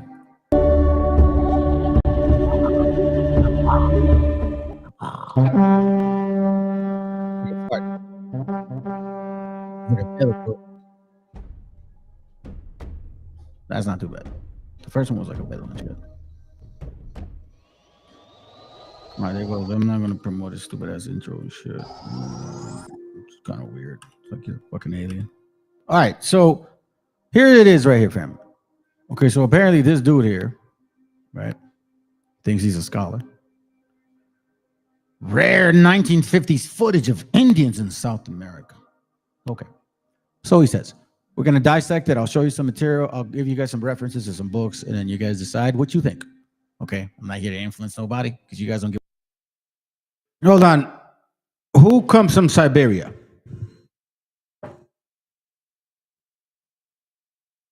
So I'm glad you say shit like that. This is why I like to debunk motherfuckers. And this is why it's so beautiful to read. Because that's one thing that I do. I read a lot. So when people say stuff, you know, like, as a matter of fact, Brother Chris knows. Like, Chris, you know me, bro. You know the times that we and I have talked. You know what I'm saying? And, you know, we're just talking and shit, and you'll like mention stuff. And all of a sudden I'm like, oh, yeah, I remember that. Prove it. I'll reference a book, and I'll reference the actual, you know, section and shit and all that. You know what I mean? Like, I love doing stuff like that. And this is why I it's like, bro, this is so funny, man. This is the problem with people. Now, I don't know what angle you're trying to take. The Asians came over, but Africans joined them later. See, I don't know what you're really trying to say. There's, you know, it's like you have to know psychology, and psychology tells you that there's usually 3 different types of people. And you're kind of falling in line with one of them, and I just don't know then. No. It's not what. See, there we go. Okay, so let me ask you a question, Volta. Where do you think the indigenous people that are in these lands, where are they from? Let me ask you that first. Where do you think they're from? Oh, he's a Chichimeca? Oh, okay, cool. All right, so we're not against each other then. I mean, I think you're just trying to adjust the shit.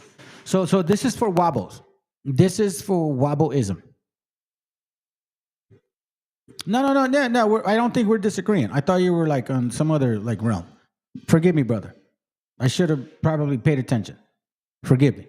Okay?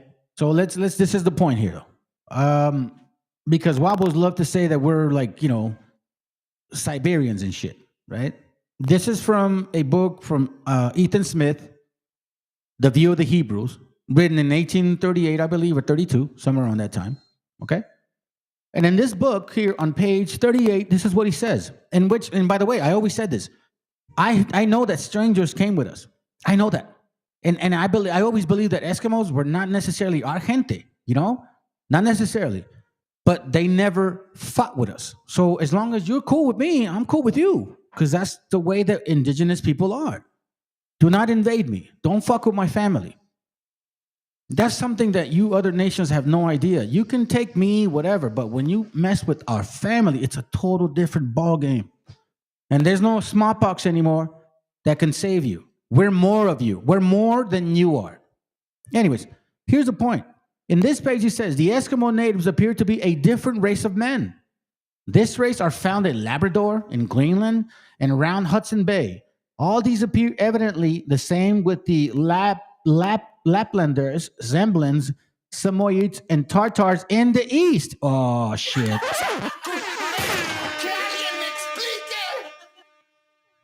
They probably migrated to the Western Hemisphere at the period subsequent to the migration of the Indians.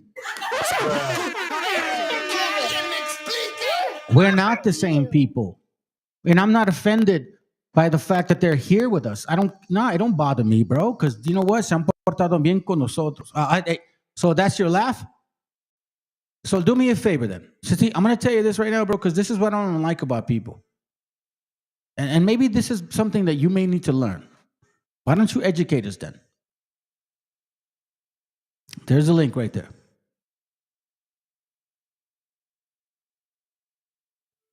Look up the ziggurats. Look up the actual pyramids. The ziggurats and the pyramids look identical. And those are in Babylonian territory, and those are all Semitic people. If you even care about that. But I don't think you do.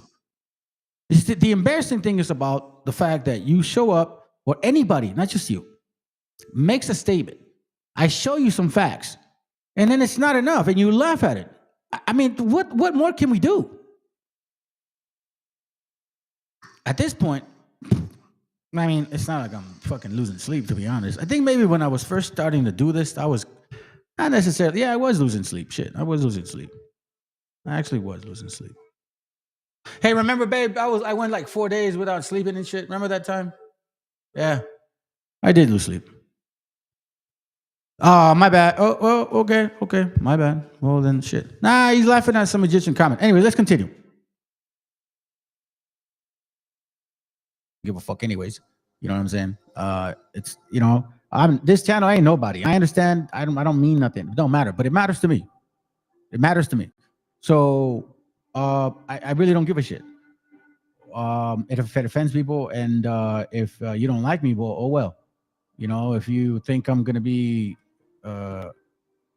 playing nice with facts, you're stupid. You're in the wrong channel. So let's begin.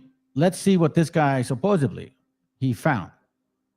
Let's look at some of the books that he says, and then we're gonna try to read them too. All right, let's go.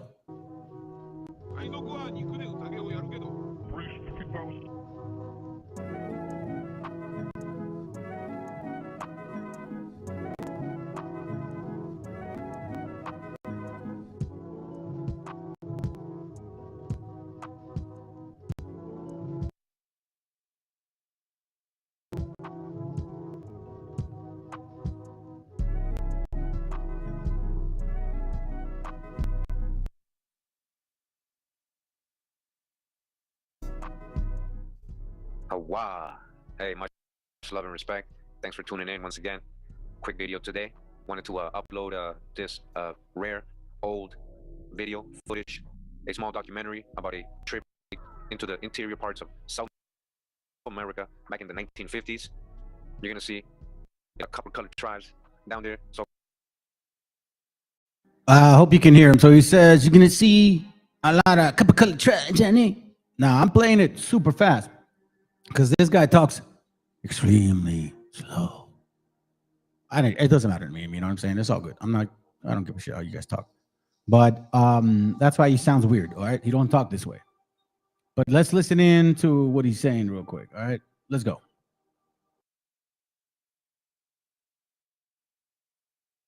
So-called Negroes. Just want to emphasize.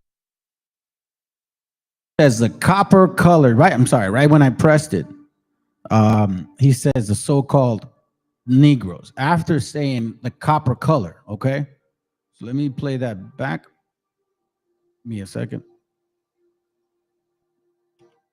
You're gonna see a lot of copper-colored tribes down there, so-called Negroes. Just want to emphasize, you gotta empty your cup, especially if you're new here. These are not African runaways, and these are not people who came from Africa before Europeans arrived. These are indigenous people to the Americas. This is what they look like. We're gonna begin, for example, just reading from a couple of sources. Hey, you know what? Let me say something, family. I think I've learned regarding the tonality of people and the frequency in how they speak. When you speed up the way that people speak, you can see the hiccups in their communication. And it almost seems like his rhythm and frequency, right? Whatever that shit means, really. Just like the hear the voice, the tonality, the wave of the way he talks is very like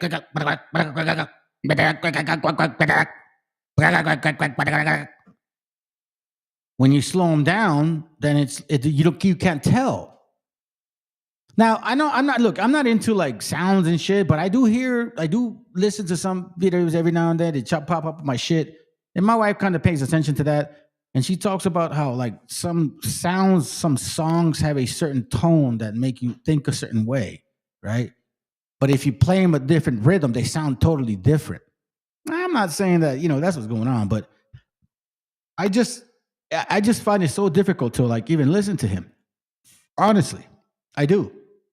So now, the reason I pause is because I want to show you something.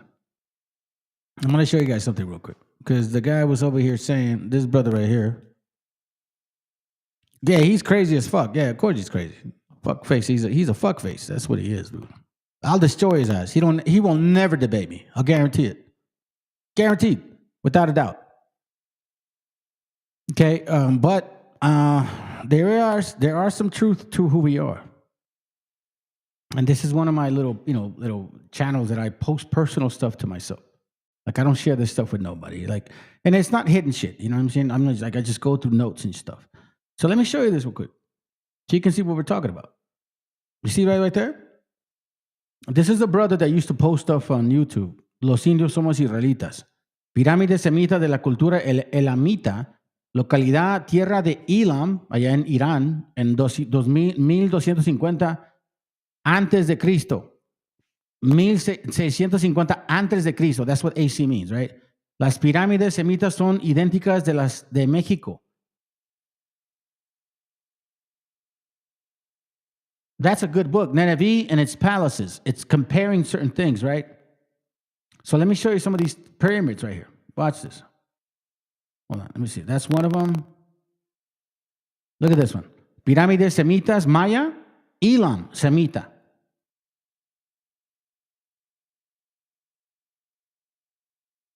Why does that say 100% indigenous Hebrew? Because based on what I found, that's what I believe who we are. And I'm sure it's going to be emotional for a lot of people, but yeah, we have those traditions in this bloodline. When these people showed up, that's why they fucking killed us. That's why they destroyed us. You think you're a Native American and a Hebrew? I'm not a Native American. I don't even know what the fuck that means. I was born in Guadalajara, bro. No nos llamamos Native Americans. Yo soy indígena de esa tierra. I'm not a Native American. That shit is fucking white people talk. Now, you're saying, am I a Hebrew? I'll show you. I'll prove it to you. Are you willing to listen? Are you willing to listen, Volta? Or are you going to be stuck in your mind? Because I'm showing you pictures. Okay, look. These are pyramids that were over there.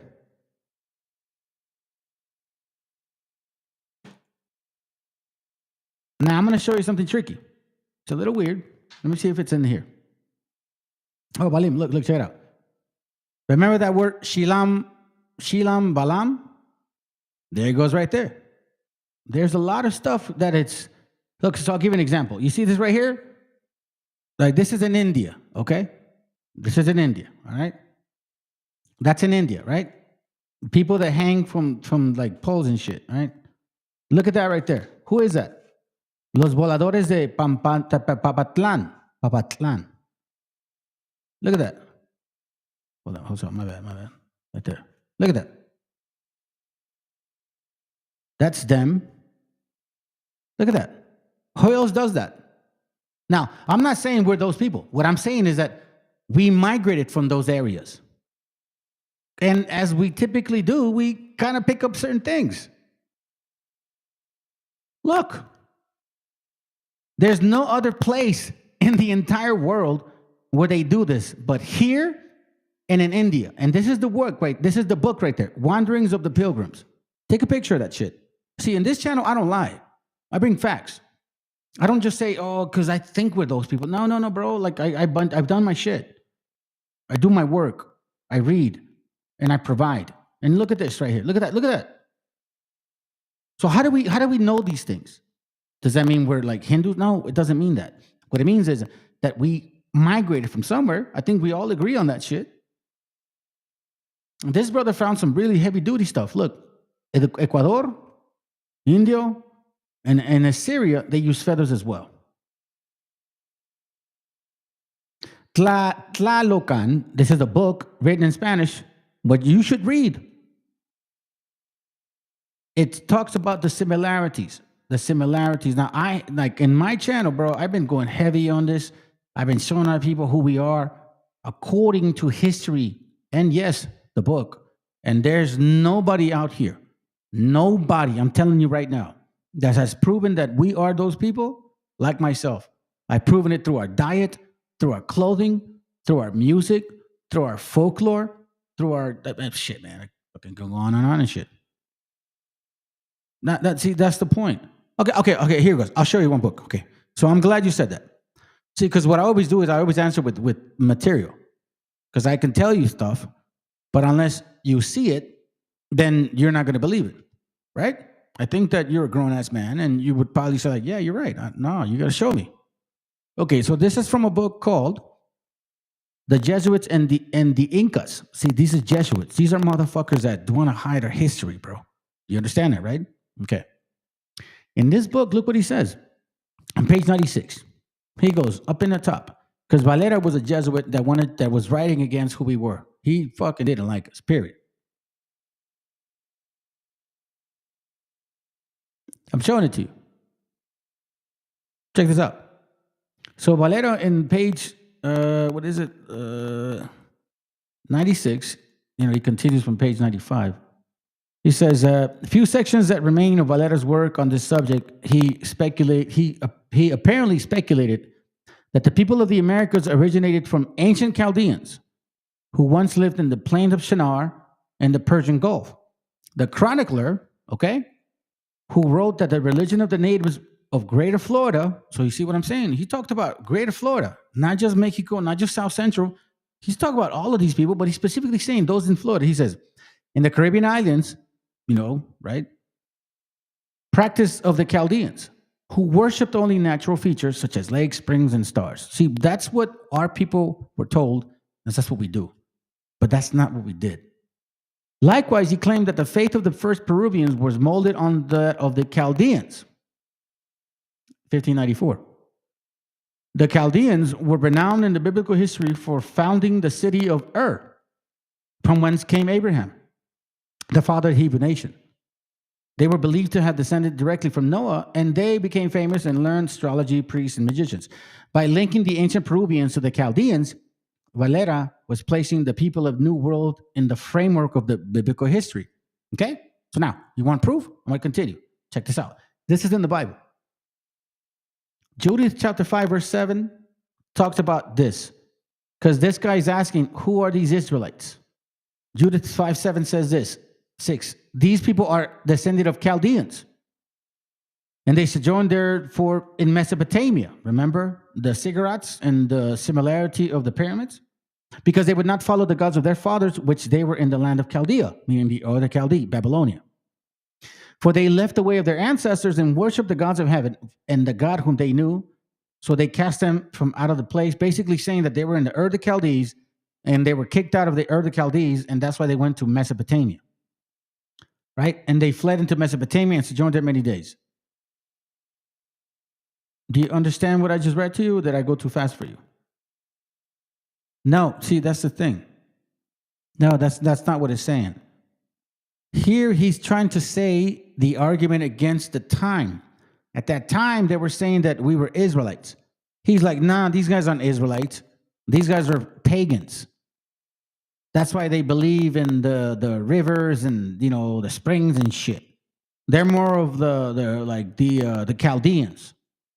Meaning that we believe in some of the religions like the, what do they call them? I can't remember right now. But that's what he's actually saying. But here's the funny part.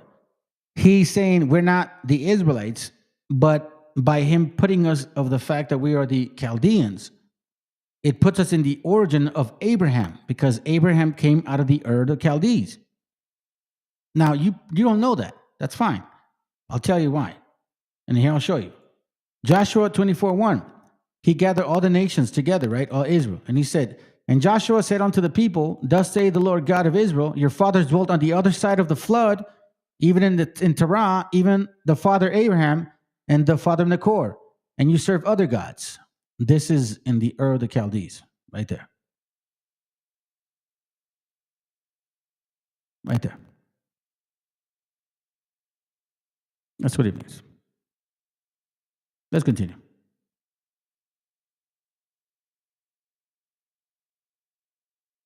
Look, either you are a demon, Volta, and you don't want the class to continue, or you're stupid and you just don't understand. That's why you're confused. Remember what he's saying, okay? This is extremely important. Listen to this. Let's go. Again, I believe, whether or not you believe, I believe in God. I believe in a higher creator. And I do believe that everything that you say, everything you fucking say is recorded. And it will come back to haunt you. It will come back to haunt you. Okay, I believe that. I don't know about you guys, but I do. So let's go. Let's listen to this, okay? Pay attention. They're not people who came from Africa before Europeans arrived. These are indigenous people to the Americas. This is what they look like. We're going to begin, for example, just reading from a couple of sources that we've gone over before. So here is where he justifies these so-called sources. And I won't touch on every single one of them, but I will get to the point as of regards to a terminology here. Yeah, he is one of those, bro. Hold on, let me give it to him, bro. Hold on. Okay. That's exactly what you are, man. Walter, you're either a Chiwiwi or soon to be Chiwiwi, or you're just a dumb Chiwiwi. Let's go. Remember that not all blacks are Negroes, but not the term on the Negro are all blacks, something like that. Okay, so here he goes to Atlantic Journal, Friends of Knowledge. No, now look, you guys can get the book. I'm telling you right now that maybe out of 500 pages, this is the only shit that he'll find as close as it can get to some kind of wobbleism. Okay, so, I mean that's kind of pretty much what I see factually. I don't know what else you guys may find, but listen to this. It says the Americans cannot have sprung from a single nation because independently of the languages, their features and complexions are as various as in Africa and Asia. Okay, no big deal. And we find in America white, tawny, brown, yellow, olive, copper, highlighting copper. Okay. And even black nations as in Africa, meaning we're talking about colors here. Why would you think that all of a sudden the phenotype matters when hold on a second. Hold on, Wait. Hold on a second. Look what he asked me. He says, do you still have an indigenous language? Okay. Do you still have your original roots since 1492, Volta? Are you the only one that has your original roots since 1492? Because if you're going to hold me to that stupid comment, then I should go back to the original, because that means that you never changed. So do you still have the roots of 1492? And if you do, fucking prove it. And hit the link, please. And he just mentioned features in the dash prior to mentioning we find. The features in complexions, right? We find in America, white, tawny, yellow, copper, and even black nations as in Africa, meaning skin color, not hair, not phenotype, also dwarfs and giants, handsome and ugly, featured flat, equiline nose, thick and thin lips. Okay. But you focus on copper. Let's continue. Before we go ahead and show that Hold on. Let me see. video. Another copper. It says here, Atlantic Journal and Friends of Knowledge, a cyclopedic journal and review of universal science and knowledge, historical, natural, medical, arts, and sciences with numerous figures. Editor C.S. Brafinsky, Professor of Historical Natural Sciences.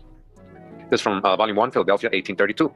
And it says, the Americans cannot have sprung from a single nation because independently of the languages, their features, complexions are as various as in Africa and Asia, okay? Just like in Africa and Asia. No, he didn't say. Well, first of all, various complexions and features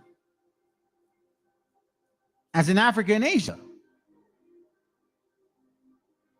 So why wouldn't this land be African if you guys look like that? Let's continue. We find in America white, tawny, brown, yellow, olive, copper, and even black, even so-called black nations as in Africa, just like in Africa, okay? We already got the references of the Californians having the same color as the Guinea Negroes, right? In our last California video. It's the same thing. It says here. We're going to read about that too. Also dwarves and giants, meaning people of short stature and very tall people. Handsome and ugly features, flat and aquiline noses, thick and thin lips, all right? All sorts of different features and phenotypes. And since we're going to be showing a video in South America, it kind of correlates with this map right here that was done in 1519. This is called the Miller Atlas map. You can Google it, you can look for it, research it. From 1519, this is just a part of it, a section I took, it's closed in, of South America, all right? And this is what it's showing, all right? This is what it's showing right here. So when you're about to see some rare footage of him going into these jungle villages in South America, you're gonna see what these people look like, all right? Just like this person right here in this map that they drew, all right? Just like these people they drew here. Some with the long hair, some with the short hair. 5 p.m. already. You can't be open. And again. Okay, so we keep seeing the terminology or the term or the word copper. Now, I find it interesting because when you look up Webster Dictionary 1828, which I have pictures of it, and you look up black or Negro or African, and it literally identifies people of Africa. Here it says a native of America, originally applied to the Aboriginals or copper-colored races found here by the Europeans, right? 1828. So, you know, this is a wobble thing. They love this copper-colored shit. They love it. Can't get enough of it. All right. So I'm trying to get to the point where he references this book here. Okay. Let's see if he references it here. Okay. I think it's here. Now he's still considering copper color. Okay, fine. Copper color. Okay. So now he goes into, again, Negroes with feathers and headdresses and kilts. We know several people have debunked these pictures, but you know, where's my point? I think this one here. This one here. I'll let him. I don't want him to talk too much because he's just going to keep saying Negroid and this. Matter of fact, let's do it. Let's let him. Let's listen in. The history of signboards. It says blackamoors and other dark-skinned foreigners have always possessed considerable. Remember, he said blackamoors, right? And then he said copper color, right? Okay, I'm just trying to get to one point. Let's go.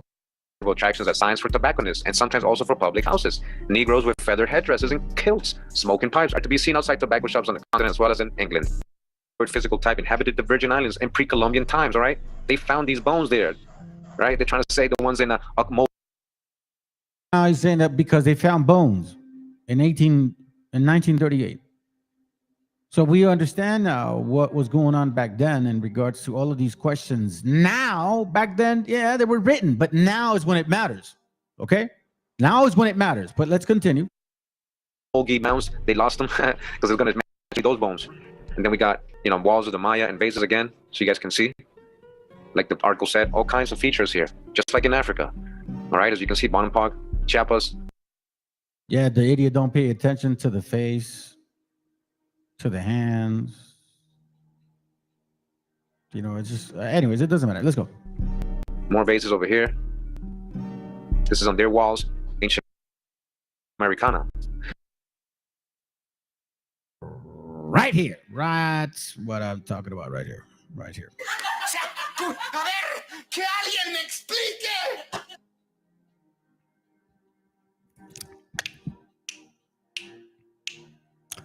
So, I have a question to these people here.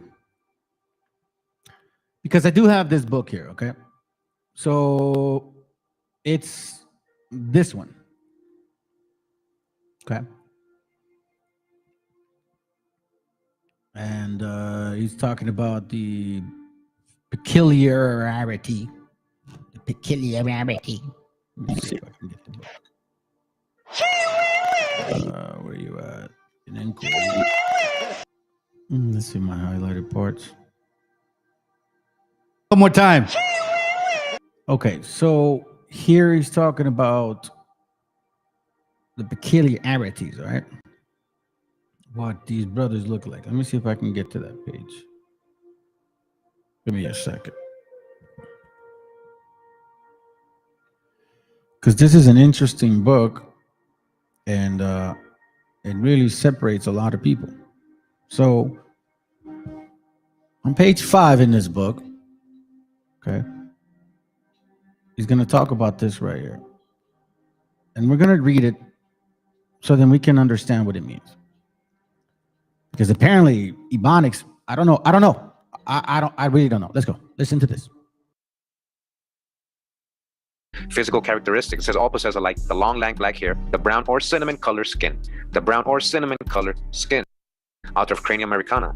Physical characteristics. It says all possess alike the long, lank black hair, the brown or cinnamon color skin, the brown or cinnamon color skin. On the other page, it says these facts, however, are mere exceptions to a general rule and do not alter the peculiar physiognomy of the Indian. What is that? Which is as undeviatingly characteristic as that of the Negro. All right, just like the Negro, the physiognomy.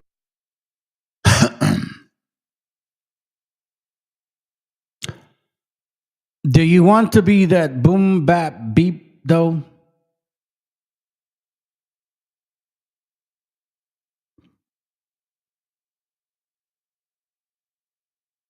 Walter, you're getting emotional on me.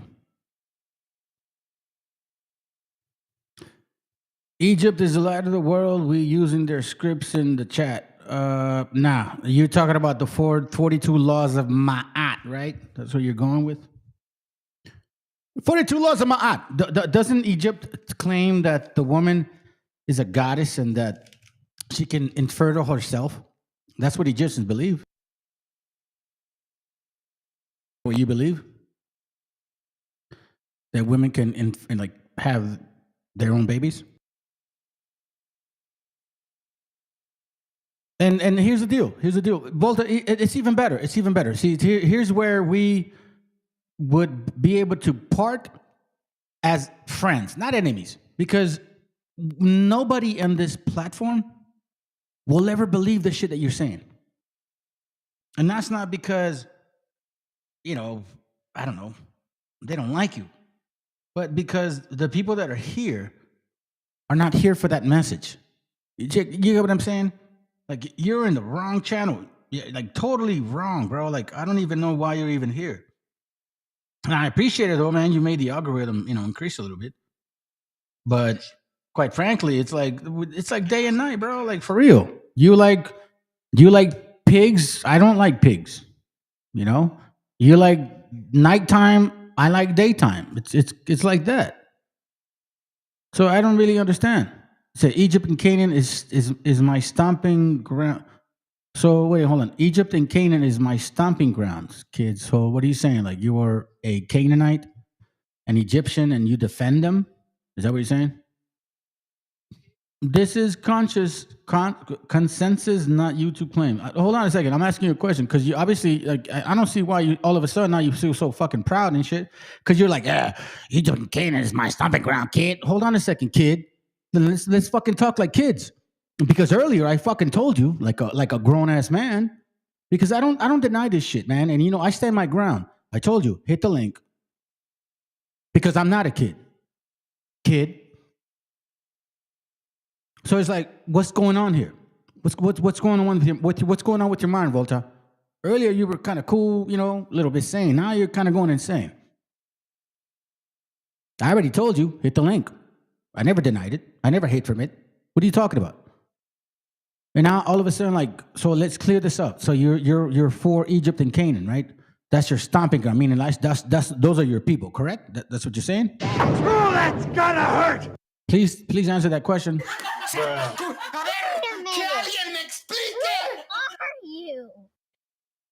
So you're defending Canaan, correct?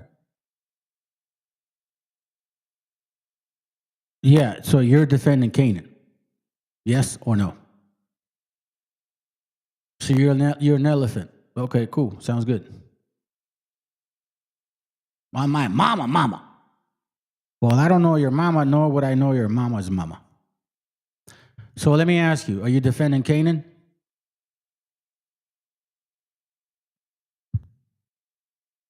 Because I want you to defend Canaan. Do you know why I want you to defend Canaan? Because I'm a Canaanite slayer. That's why. So you came to the right place. It says right there, AKA Canaanite slayer. You came to the right place. So I ask you again, specifically you, because I'm Joshua. You get what I'm saying? So Joshua in the Bible slayed Canaanites.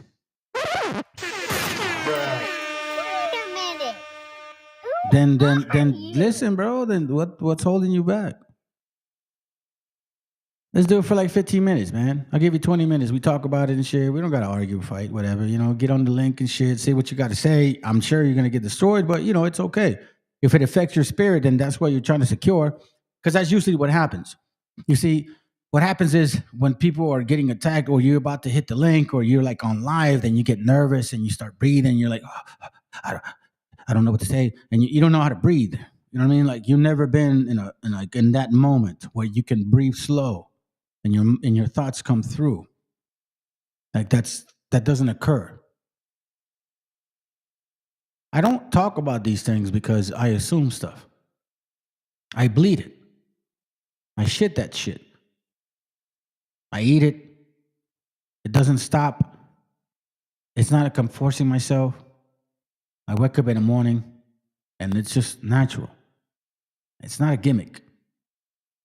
This is why, and I show brothers here and brothers know here that watch this channel, I don't get hardly anybody to fucking hit the link. See, fine, Joshua is from a language. It's a fine, whatever. As a matter of fact, call me Beaner, Spick, Wetbag. I don't fucking care. But you're here. So if you want to defend your shit, hit the fucking link. I don't care, man. It doesn't, dude, listen, call me Beaner, bro. I don't care. Call me frijolero. Call me a wetback. Call me a fucking illegal alien. Go for it. You don't have to use my fucking name, dog. Don't let that stop you, bro.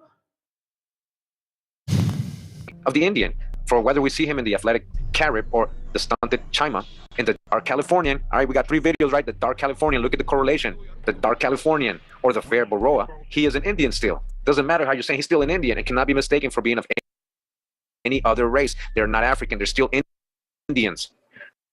Okay, so little stupid ass, bro. Oh, I found a video and I know where you're low. Well, I'm not gonna say that shit, but I will catch you, motherfucker. I will fucking catch you. And I'm gonna embarrass the shit out of you. Because You're what do you call those things? Useful idiot, I guess. And all of you guys that are believing this shit, y'all are stupid too. You're gonna get burned like him. Because again, I don't know if you guys believe in a creator or not, but you better. And what you guys have done is quite frankly an embarrassment to your people, to your nation, to your heritage, bro. Y'all are just a fucking joke. So this is from first of all, I went to the hey, look, so Mr. Smart Guy, I don't know why he thinks this is offensive.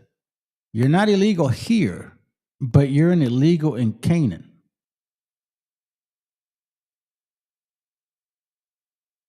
He goes, and you're also a Roman Catholic. I want to stay to this point.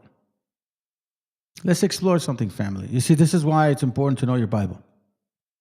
You see, I'm going on the fly. I don't have no notes. This is a on the fly type of situation. In Wisdom of Solomon, chapter 12, it talks about what the Most High allowed. People like him. Because he's claiming Canaan, right? That's basically what he's standing by. He's standing by Canaan. He's a Canaanite. That's what he said. I'm so thankful, bro. I'm so thankful that you fucking showed up. We have a Canaanite on the fucking floor, family. Fuck yeah, dude. Shit. Oh. I have the concepts hell of a plan. yeah, bro. Fuck that puto. Fuck that puto. Tell you again. Hey, Canaan, listen to this. ¡Viva México, cabrones! I know that shit hurts you. So let me show you something real quick about Canaan, about your wicked ass spirit, the wicked ass nation that you are standing firm on. Wisdom of Solomon talks about this. For thine incorruptible spirit is in all things. Therefore, chastise thou them by little and little that offend, and warneth them by putting them in remembrance wherein they have offended, that leaving their wickedness they may believe on thee, O Lord. Now, this right here, you think they're talking about Israelites. He's not. Check this out. He's talking about Volta's nation, the Canaanites. Volta is a Canaanite, okay? For it was thy will to destroy by thy hands of our fathers both those old inhabitants of the Holy Land, meaning Canaan. ¡Viva México, cabrones! Hold on a second. Matter of fact,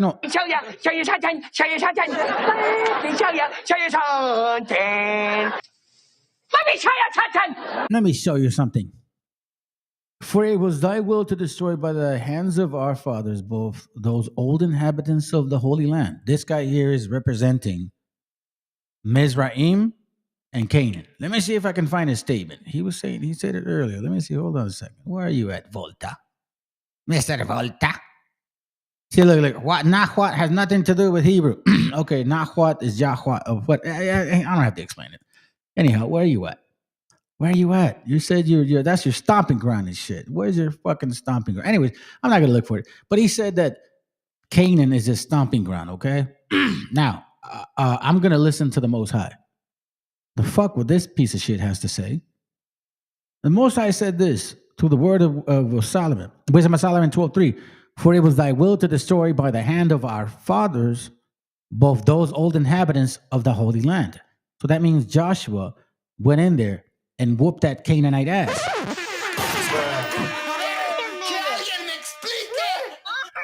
Whom thou hatest for doing most odious works of witchcraft and wicked sacrifices. Because you guys like to abort and you don't have no respect for each other. There's no unity in your own type of people. And you were enslaving and fucking around and worshiping other gods. And also those merciless murders of children, because you don't give a rat's ass. Listen, man, I have some documentation, literally from like actual, that book, Sierra Leone, that shows like where smallpox came from. They're even talking about how like history in that land, it was common for men, right? African men to sell their wives and kids for the sake of salt, because salt at that time was so much more valuable than your fucking family. People don't change. And also those merciless murders of children and devourers of man's flesh, and Feast of Blood. This is where you start getting like that whole, Ishtar, Judaism, Freemasonry. That's why you see Canaanites in Freemasonry with their priest out of the midst of their idolatrous crew and parents that killed with their own hands souls destitute of help. Why? This is why I think in those lands they have like a 7-God concept. There's like Judaism, esoteric stuff, beliefs of like nationalism in that regions. That land, the land which thou esteemeth above all others, might receive a worthy colony of God's children. So yeah, you're right. You know what I'm saying? You're saying I'm an illegal in the land of Canaan, bro. But right here, the scriptures talk about that the Most High didn't even want your funky ass over there. So I don't understand. What do you mean? Is that the Bible? Are you a Roman Catholic? I don't see this is a problem with you people, bro. You guys go assume shit. Look, listen, bro. Like, there's a link right there. If you want to talk, bro, we can just hurry up and summarize this shit real quick, man. Come on, man. Stop it. Come on, bro. Stop I it. have concepts of a plan. Stop it. Let's continue. This book, because this book that he's talking about is written by this gentleman here, right? Samuel George Morton. Now you're asking, well, why are you bringing up this one? Because this one was also Samuel George Morton. Same book. Okay. I'll go back. So, Culomiado, explain this to me, little man, Mr. Little Man. Because you're referencing a person that says, hold on, he goes, who gave you the Bible? Well, based on what you're saying, your mama's baby's mama gave me the Bible. One particular thing, right? Samuel George Morton. Now, I'm going to bring up this book first, and then I'm going to bring this book up after. So let me just kind of bring it up here. Now, why am I doing this? Because first of all, two things I want to tackle. The same writer, okay? The same writer. And he uses this writer, Samuel George Morton. Now, we've seen in his all videos of every fucking wobble that I've listened to, all you dumbasses. Yeah, I'm going to call y'all out, bro, for real. I don't care. And look, there's only, what, 2 people watching? And it's perfect because at least I get to kind of get to just be me for a second. Because you want to know something? This is total bullshit. You guys keep saying copper color, copper color, copper color. Look, copper color, bro. Copper color, bro. Fucking copper color, bro. That's why we're black. That's why, like, we look Africans, but, not really, because it says copper color, The world bro. is ready. Okay. Let's see. Okay. In the book that he wrote in 1839. Okay? He's quoting this guy. But hey, listen. I'm going to tell you something. If I ain't, that's fine. You see, that's the difference between people like you and I. If I'm not, that's fine too. I can't change that shit, can I? I can't change who I'm not. I can believe who I think I am, but at the end of the day, we're all gonna fucking find out. And see, that's the difference between me and you, I believe. I'm not afraid. There's no fear in me whatsoever. That's the difference between people like you and I. And I believe this is the difference between the actual Hebrews that are here. Because you guys need validation. You need a room. You need color. You need a Jesus. You need an image. You need to see it, to believe it. I don't need a white Jesus, nor do I need a fucking black one. You see what I'm saying? So here we go. See, now I know that what I'm telling you is really fucking with your mind. Because instead of attacking what I'm saying, you said if you still have Nahua heritage, you have an identity crisis. Dude, you're speaking English, you fucking idiot. ¡Viva México, cabrones! If you're still speaking English, then you have an identity crisis because guess what? You ain't speaking your original fucking language from when you were born since the beginning of time. At that time, I'm going slow so you guys can follow because apparently you guys are really slow. You know who I'm talking about. We're going to go to page 67. And I need you to follow along with me and slowly process this information. Make sure that it doesn't bother y'all so much, okay? Let me see if I can bother here real quick. Where is the page? Give me a second here.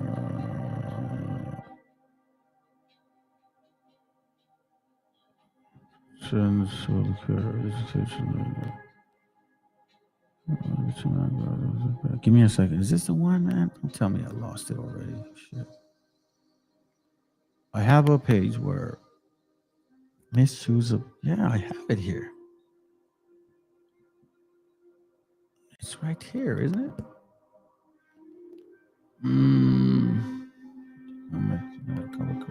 Oh, here it goes. Page 68. I need you guys to pay attention to this. Just like the term Negro, all of that shit. Here it's telling us that for some reason, look, a copper-colored skin has been assumed by most writers as a characteristic distinction of the Americans, who have hence been called the copper-colored race.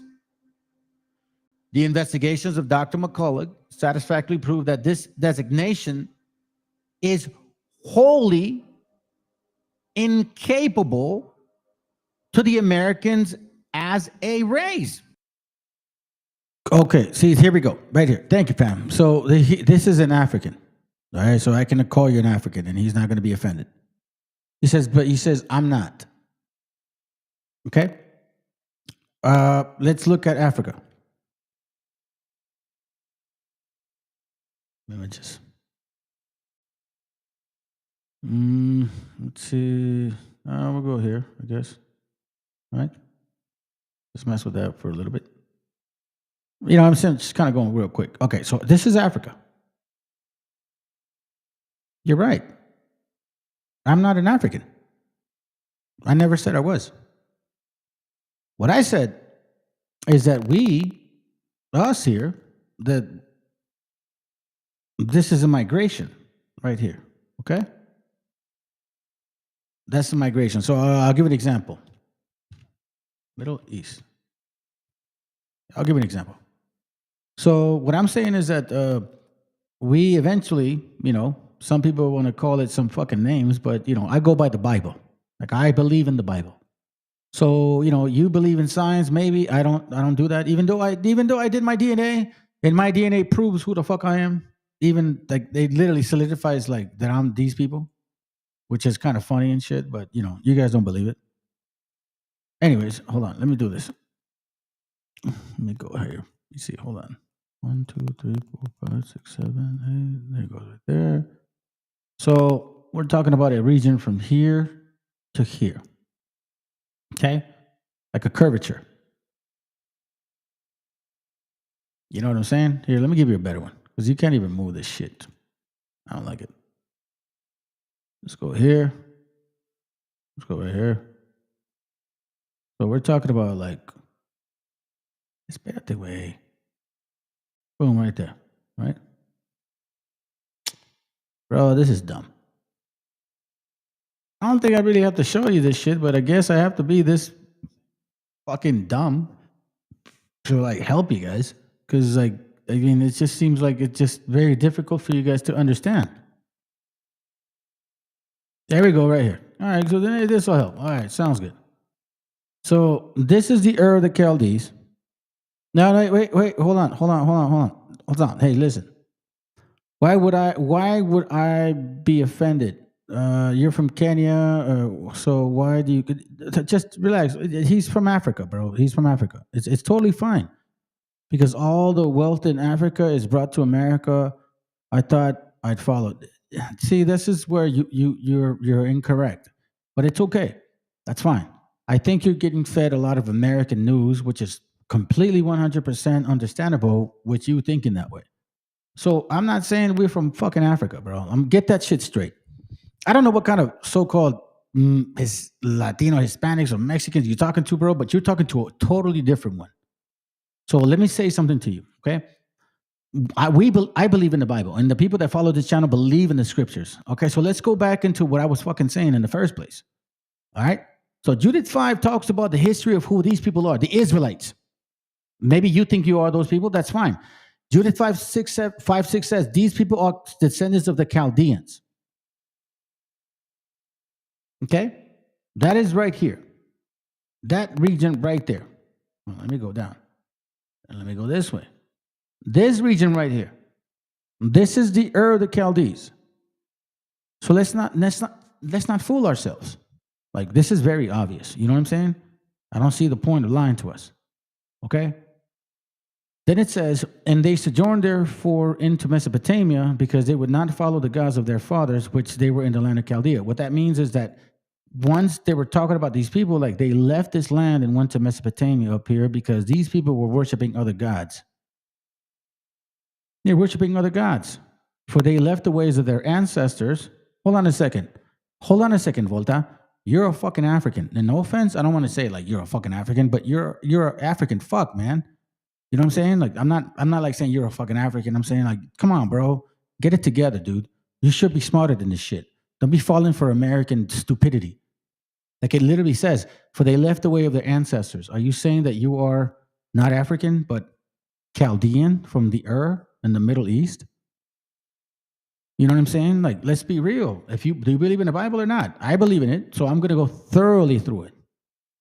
Then it says, for they left the way of their ancestors and they worshiped the God of heaven, the God whom they knew. So they cast them from out of the face of their gods. Now, let me say something real quick on that, man, and I'm not going to get so deep into it because I can go real deep into it. But the reason why it says in the God that they knew was because Shem, Japheth, and Ham. After Shem, he had a several, line. And then once Eber occurred, then Eber had a kid, Phaleg. And Phaleg went to Rave. And at that moment, it all spread. That was around the time of the Babylonians, right there, or the Tower of Babel. That's when everything just split open. So that's why I tell people, you want to be Christians and you want to say that everything occurred from Africa. And then all of a sudden, when I tell you, bro, like the Bible says that that's not what it came from. The Bible says that everything occurred from this region right here. That's not Africa. You see what I'm saying? So it's like, let's understand these things real quick and let's be fair about locations and localities. Let's not take regions from people. These people were here, right here. Now, in this particular moment right there, the Bible talks about that what? That after Abraham left, right, he departed. And then their God commanded them to depart from the place where they sojourned and go into the land of Canaan. Right? He's talking about Abraham. He's talking about Abraham. He's the leader that got us out of there. And he ended up in this region up here too, by the way. Right here. And then Nineveh, all of these areas. All right. So I want you to be mindful of what I'm doing because I'm also going to show you because, motherfuckers want to ask me like who I am. I'm going to show you who I am because I can prove who I am. I can prove it with history and I can prove it with white man science too. So he goes up here, right? He goes up here and guess what does he say? What does he say? Then their God commanded them to depart from the place where they sojourned and go into the land of Canaan, where they dwelt and were increased in gold, silver, and with very much cattle. Now, let me remind you, though, but Abraham didn't go into Canaan right away.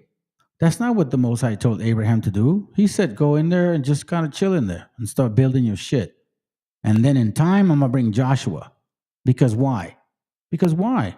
I gave these people a fucking chance. Wisdom of Solomon 12:3. For it was thy will to destroy by thy hand of our fathers both the old inhabitants of thy holy land, whom thou hateth.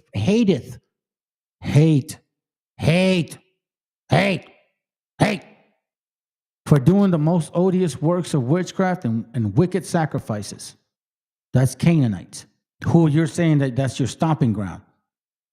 And also those merciless murderers of children, who you say you respect, and devourers of men's flesh and feast of blood, who you say those are your people, with their priests out of the midst of their idolatrous crew, and parents that killed with their own hands souls destitute of help.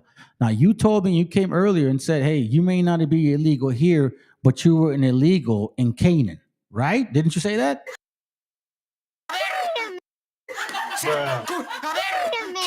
See, I don't forget stuff that people say. You're dealing with a total different spirit, man. That the land which thou esteemeth above all others might receive a worthy colony of God's children. Which is why, the Ur of the Chaldees. And Judith 5 told him, get out of there. But he didn't tell him, hey, go take them over. No. He said, no, don't trip. I just want you to start moving that section. Before you know who you are, first find out where you've been. And before you know where you've been, first find out when you're going to go. And that it is more characteristic of some other and very remote nations. This is Morton saying here what you wobbles always love to lean on. He's saying you can't apply it to the natives necessarily. So then what now? And I know that this is going to go over that. No, it doesn't matter. The error has obviously arisen from the habitual use among many tribes of red paint to a brown skin, which occasions as copper hue. Humboldt declares that the denomination of copper-colored men could never have originated in the equinoctial regions to designate the Americans.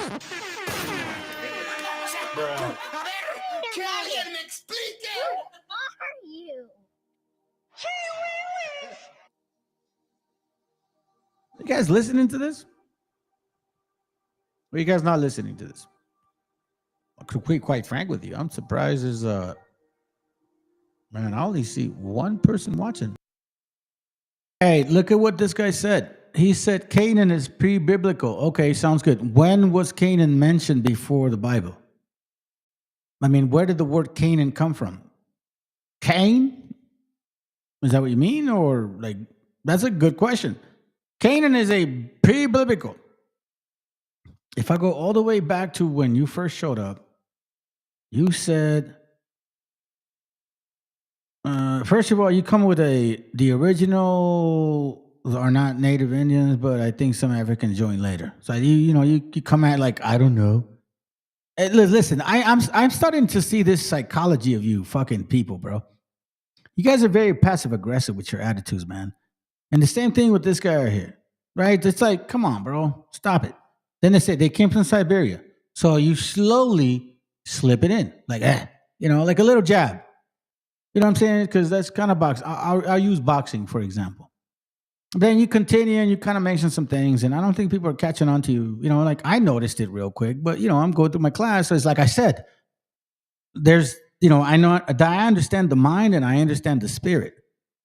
So as, you're talking, the spirit is listening. The mind may be talking, but the spirit is listening, right? So you kind of keep going. They're the Asians came over, but Africans joined them later. So it's okay. You know what I mean? Not that bad, not that strong, but eventually he's going somewhere. But, as you keep going forward, then he says, I'm laughing at the Egypt comment above. And that's when he caught my attention and said, oh, shit. Okay, so what does this mean? And then he says, the people had no idea about Egypt. Kudame was crazy and clearly disturbed. So he says, but he keeps saying the same similar things. Then he says, you think you're a Native American and a Hebrew. You see what happened? Then he goes, hold on. Why does that say 100 indigenous Hebrews? So you see what I'm saying, family? So you see what the so-called mindset was? Listen, man, I don't think you understand who you're dealing with. And I don't think a lot of you people understand who you're dealing with. You see, let me say something to you guys. There's a lot going on in this live chat, live channel. I'm watching stuff. I'm paying attention, making sure the sound is good, the voice, whatever, all of this stuff. And as I'm paying attention to you, you think like,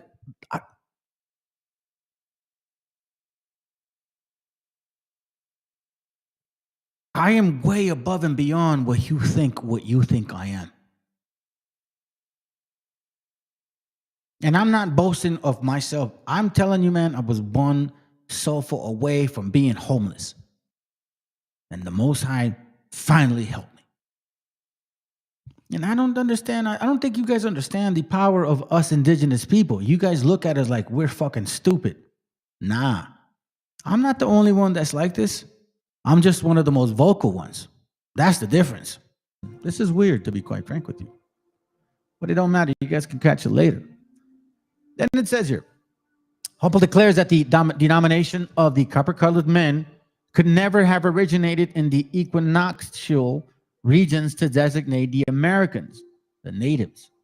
And I can further testify that among the individuals of many tribes that have come under my observation, I have never seen a copper-colored man.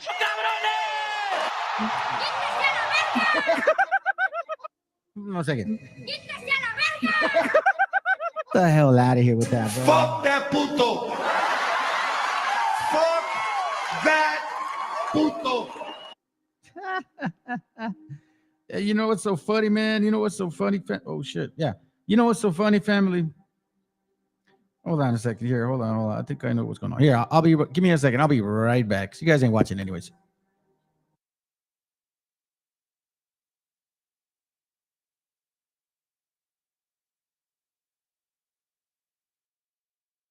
Yeah, that's still an insult, dude. In case you didn't notice it, that's how I know you're African.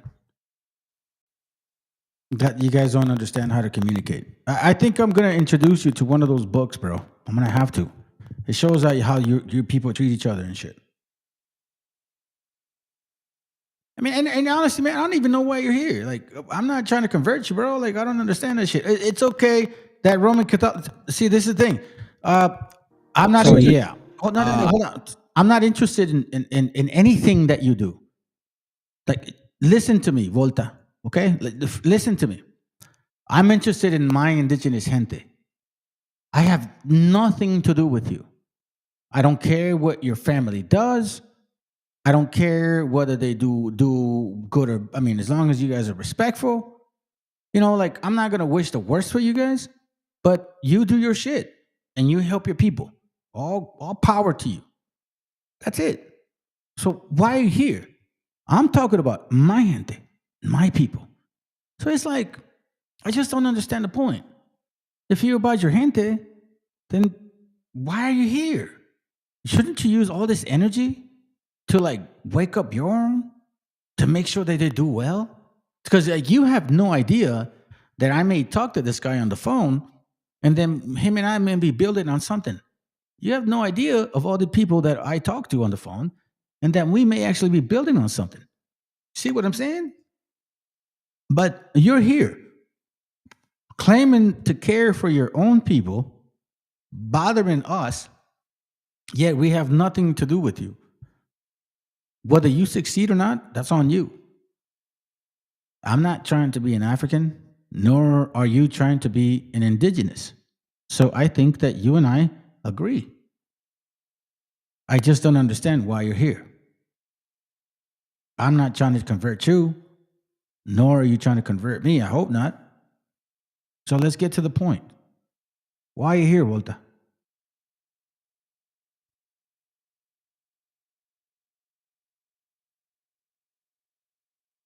Exactly. I know that's painful. And I mean, what else do you want me to tell you here? Let's read it again, because apparently inquiring minds ought to know. Inquiring minds ought to know here.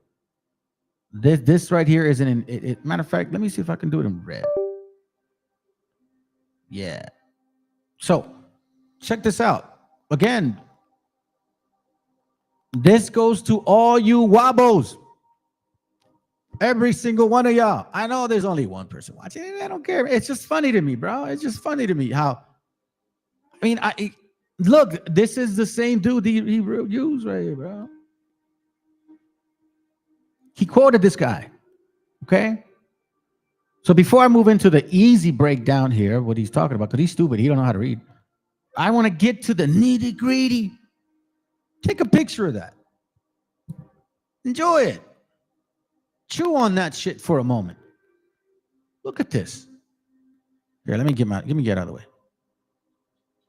A copper-colored skin has been assumed by most writers as a characteristic distinction of the Americans, meaning our gente. Not blackity blacks with Afro, West Africans who want to steal our heritage, not you. Fine. If I'm trying to take your shit, then rip it from me. Rip it from me. Right there. There's a link right there. Rip that shit back to you if it belongs to you. I have a lot of questions for you though, man. Because I mean, I'm trying to understand. You're an African. Why are you here? And you know, when you look at the whole Africa, like that's not in the Ur of the Chaldees. You just ignored that. And then what part of Africa are you from? Because Africa's big. West, north, south, east? Which one? Are you going to say you're Ethiopian? No, you're not Ethiopian because you would have said that initially. So you say you're some other stuff. So that means you're Central or West African. And that sounds to me like a Canaanite. And you said that you are a Canaanite. So what is the argument? Matter of fact, here, I'll do you a favor. Here you go, over here. Man, sometimes, dude, it's just like, fucking shit. Where are you at? Jubilees right here. Let me show you Jubilees. Okay. Jubilees chapter 28 talks about how Canaan they're just like you. They're stubborn. You know, you don't listen. Like you're like a fucking baby. You're like a crying baby. You know, like you just don't know when to just stop. Like, no, it's mine. I want it. It's mine. Chapter 28. Here's what it says in Jubilees, okay? Check it out. There you go, right there. So Ethiopia is my stopping ground. Actually, I don't think you're Ethiopian because I think you talk more like West African and shit.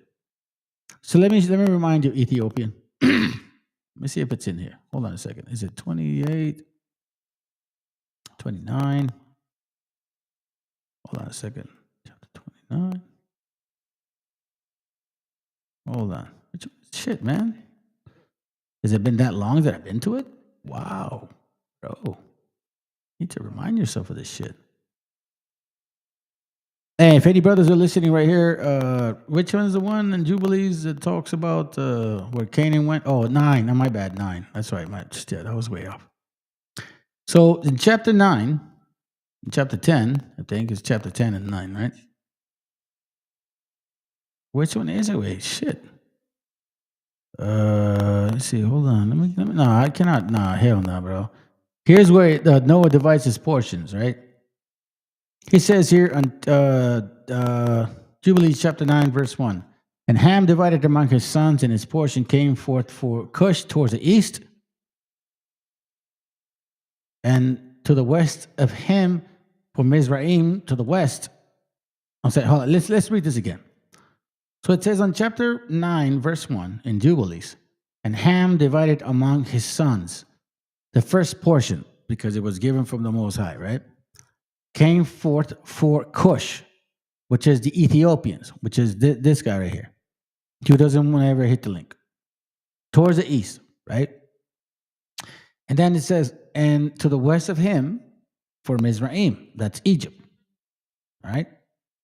And for the west of him, that's like Libya, all that northern part. And to the west of him, and to the west thereof, on the sea for Canaan.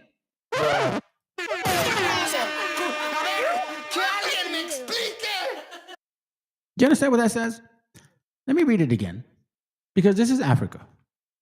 Because, this is why they don't like it. I don't understand that, man. Yeah, shit. Love your way, bro. You had your chance, and that's it. You're done. Over with. Finito. Ya estuvo, way. Stop crying. You know what I'm saying? We all get the chance, man. We've been punished for 500 fucking years, and you're still selfish. That's how much of weak people you guys are. And Ham divided among himself. The first portion came forth for Cush towards the east, which is Ethiopia, and you know that. And to the west for him, to the west of him, Mizraim. So, like Ethiopia, Mizraim, right? Right there. Now you follow? Okay. And to the west of him, Mizraim, and to the west of him, Put. And Put is right here. Morocco, northern part of Africa, Libya. Like, it's a little bit stretched, right? Okay, so let's continue. To the west of him, Put, and to the west of him, and in parentheses, it makes sure till you can know exactly what he's fucking talking about. And to the west thereof, meaning like on the west coast of Africa, on the sea for Canaan, right there. Are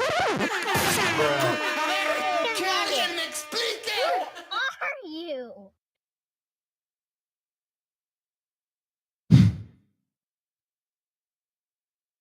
And Shem divided also among his sons. You see what I'm saying? But look what he does. He does that little AOL and shit. So it doesn't matter to them, even if you tell them truth. It doesn't matter. Because guess what? We keep proving you guys wrong and shit, and you still are emotional. Let's continue. This is us. Why? Who have been hence called the copper color race. Now, this is how you go about wobbles. You guys want to use this terminology. You want to use it. Guess what this man says? Yuculomiados is your king. He's your God. You guys got all this from him. Okay? He's part of the culprit. He's the ones of the section. So it says, a copper color skin has been assumed by most writers as a characteristic distinction of the Americans, who has hence been called the copper. You want to know something that you have done to this channel, Volta? I'm going to use that shit. On my mama. I'm going to record it. I'm going to be like, on my mama. I'm going to use that shit. Colored race. The investigation of Dr. McCullough satisfactorily proves that this designation is wholly incapable to the Americans as a race, and that it is more characteristic of some other and very remote nations. Fuck that puto. What are you talking about, man? So here we're seeing that copper colored was not a terminology applied to the natives here. So let's continue, because apparently this is not enough. The error was obviously arisen from the habitual use among many tribes of red paint and a brown skin, which occasions a copper hue. So this is because of paint and skin tone. You understand that now? You understand that? But that's not still the concept of copper color. Did it ever apply to the native? And should it apply now to the native? Okay? Humboldt declares that the denomination of copper-colored men could never, I repeat, never have originated in the equinoctial regions to designate the Americans. So it could never apply to the Americans. Why? And I can further testify. Here's his why. That among the individuals of many tribes that have come under my observation, I have never, once again, regarding the natives of this land, this is in 1838. This is the same writer. He's referencing different book. We're going to touch on this book. I'm not running. But this man is saying that I have never seen a copper-colored man here in America. He can testify, and among many individual tribes that he observed, he's never seen a copper-colored man, meaning other than with paint and brown skin, yes, but a natural like that, he said, No. So now he goes here and reads this article, and I remember the other dude. What's his name? This dude here. This guy here. This dude here. So I remember seeing him read something to some Hispanic dude. I don't know. And I don't know what happened. I really didn't. It was a long time ago. And he read the same paragraph. The same page. And I guess Colomiados and them. It's like a practice page or some shit. So they get stupid asses that don't know how to read or understand or break down words. So here is where he goes. Okay, so he uses this word physiogamy, I'm sorry. Okay? And then he also uses this word undividedly. Okay? So now, hey, let me say something to you, man, because I don't even care about the question that you just presented. I actually am curious about the fact that you mentioned it. That is the capital we used to have an Olmec presented from Mexican government, right? Then you go, Josh, do you know about the Olmec gift I give to Ethiopia from Mexico? So let me say something to you. You were hardcore African. You were questioning me, claiming to not take nothing from Africa. But then now you want to bring Olmec shit and then say that it's African. You see, family, the only reason these fuck faces get away with stupid shit is when they have stupid people continuing their stupid talk. Literally, he was defending Africa. Now he's over here fucking like, oh, we can't take nothing from Africa. Fine, sounds good. Now he's over here like, well, Africa was in America. See what I'm saying?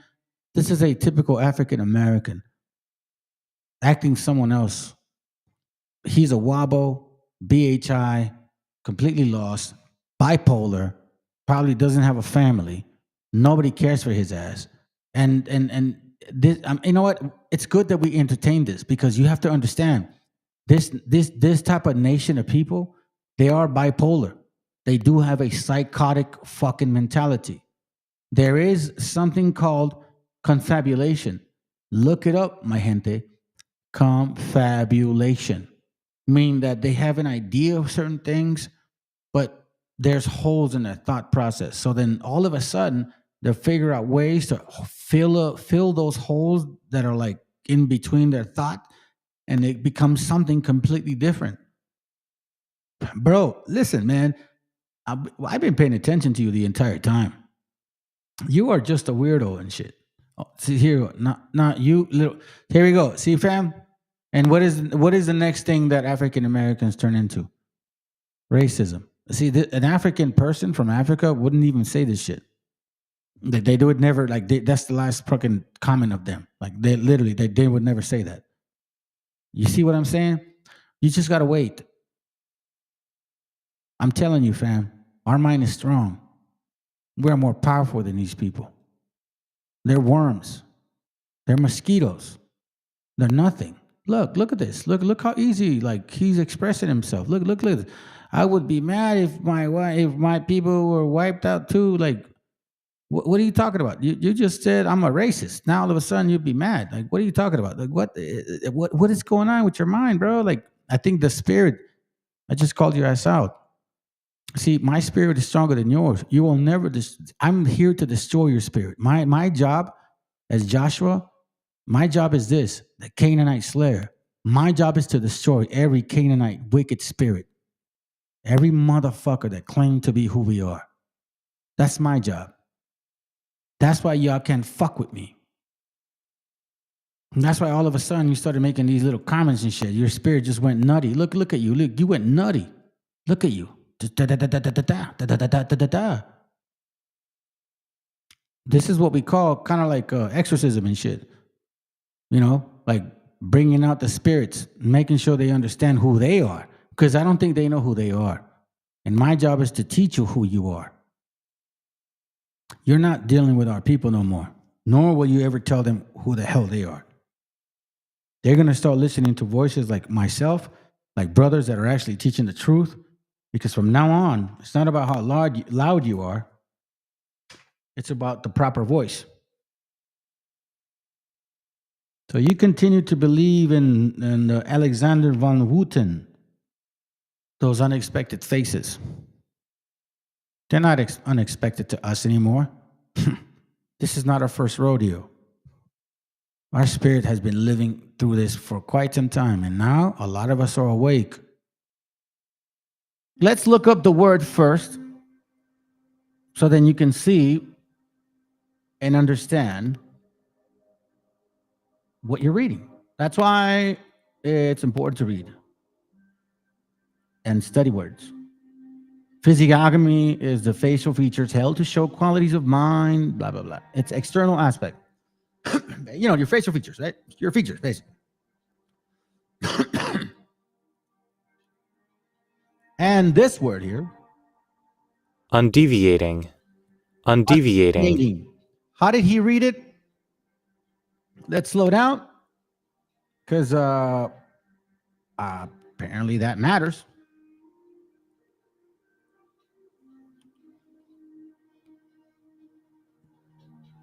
It says all possess alike the long, lank, black hair, physical character. Other page, it says these facts, however, are mere exceptions to a general rule and do not alter the peculiar physiognomy of the Indian. What is that? Which is as undeviatingly. Undeviating. Does it sound about the same thing, or does it sound about the same thing? I don't think it sounds about the same thing. Characteristic. What is that? Which is as undeviatingly. Undeviatingly. First of all, colomiado. You got to learn how to read. And second, you got to learn how to pronounce it right. Undeviating. Undeviating. You see, when you read it now, you're like, wait a minute, hold on a second. There's a definition. So that's technically what it means. Undeviatingly, okay? That's what it means. Now, as time goes on, the way that we write words does change. In case y'all don't know, if you read old books and new books, you'll start seeing the progression of words, how they change. Here it says, so now we're getting an idea.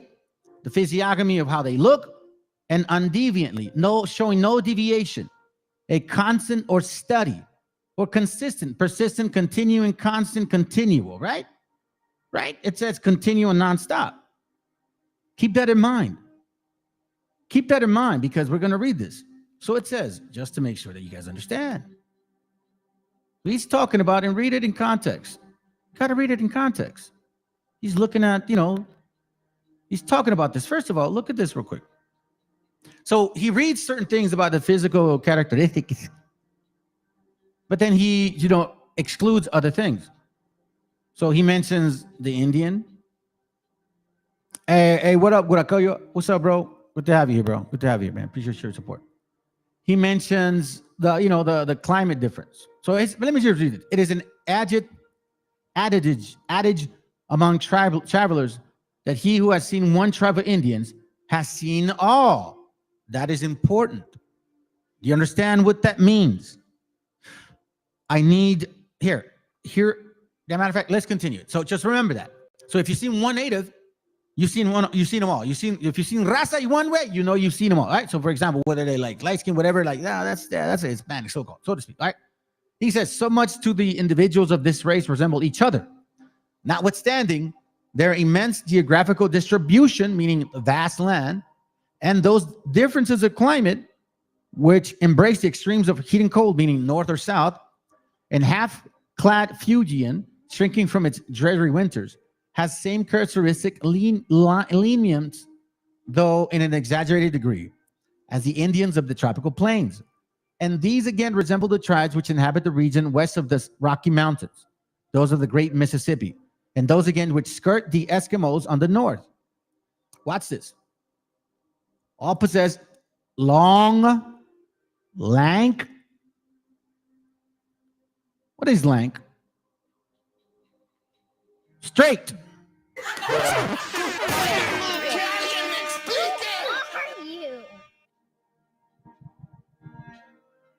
Okay. Black hair. The brown or cinnamon colored skin. Now, we're going to touch on the importance of this cinnamon thing. Okay.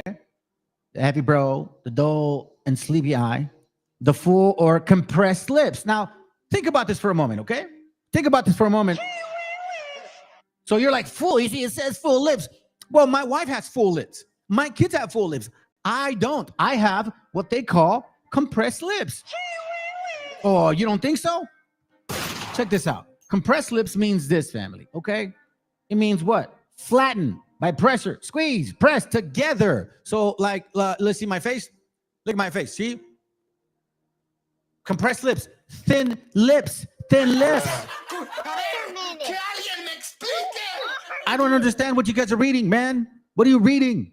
What are you talking about? It says compressed or full lips and the salient but dilated nose. Salient, what does that mean? Noticeable or important, but dilated, meaning become wilder or larger. So it's noticeable but large. Look at my nose. Shit, I got a big nose. I don't got a little nose. What are you guys talking about? So as we're reading this book and we're dissecting and tackling this shit, it's like, bro, this makes no sense. So now that you understand what he's talking about, so he's saying, like these traits, moreover, are equally common to the savage and civilized nations, whether they inhabit the margins of rivers, blah, blah, blah, blah. So that's what he's talking about, okay? He says, I cannot be questioned that the physical diversities do occur equally singular and inexplicable as seen in different shades of color, varying from a fair tint to a complexion almost black. See, complexion black. That didn't say Africans. And this too, under circumstances in which climate can have little or no influence. So, for example, if you live in the north, you can be dark-skinned too. Yeah, it's possible. So also in reference to the stature, the differences are remarkable in entire tribe, which, moreover, are geographically proximate to each other. Check this out. These facts, however, are mere exceptions to the general rule, and do not alter the peculiar physiognomy, the way people look, right? The way people look, right? The way they look, the physiognomy or the look of the Indian, which is as, remember this word, consistent, right? Continuous, characteristic as that of the Negro. Now, you're like, oh my God. No, I'll give you one example of what he's talking about, okay? I'll give you why. Here's why, okay? Check this out. Tank Davis, okay? You see Tank Davis? The Stank Davis? Nah, he's a good fighter, okay? You see this guy right here? Right? This is Tank Davis, right? Okay, watch this. Captain Tazar. I was going to say Taserface, but look at this right here. You see this right here?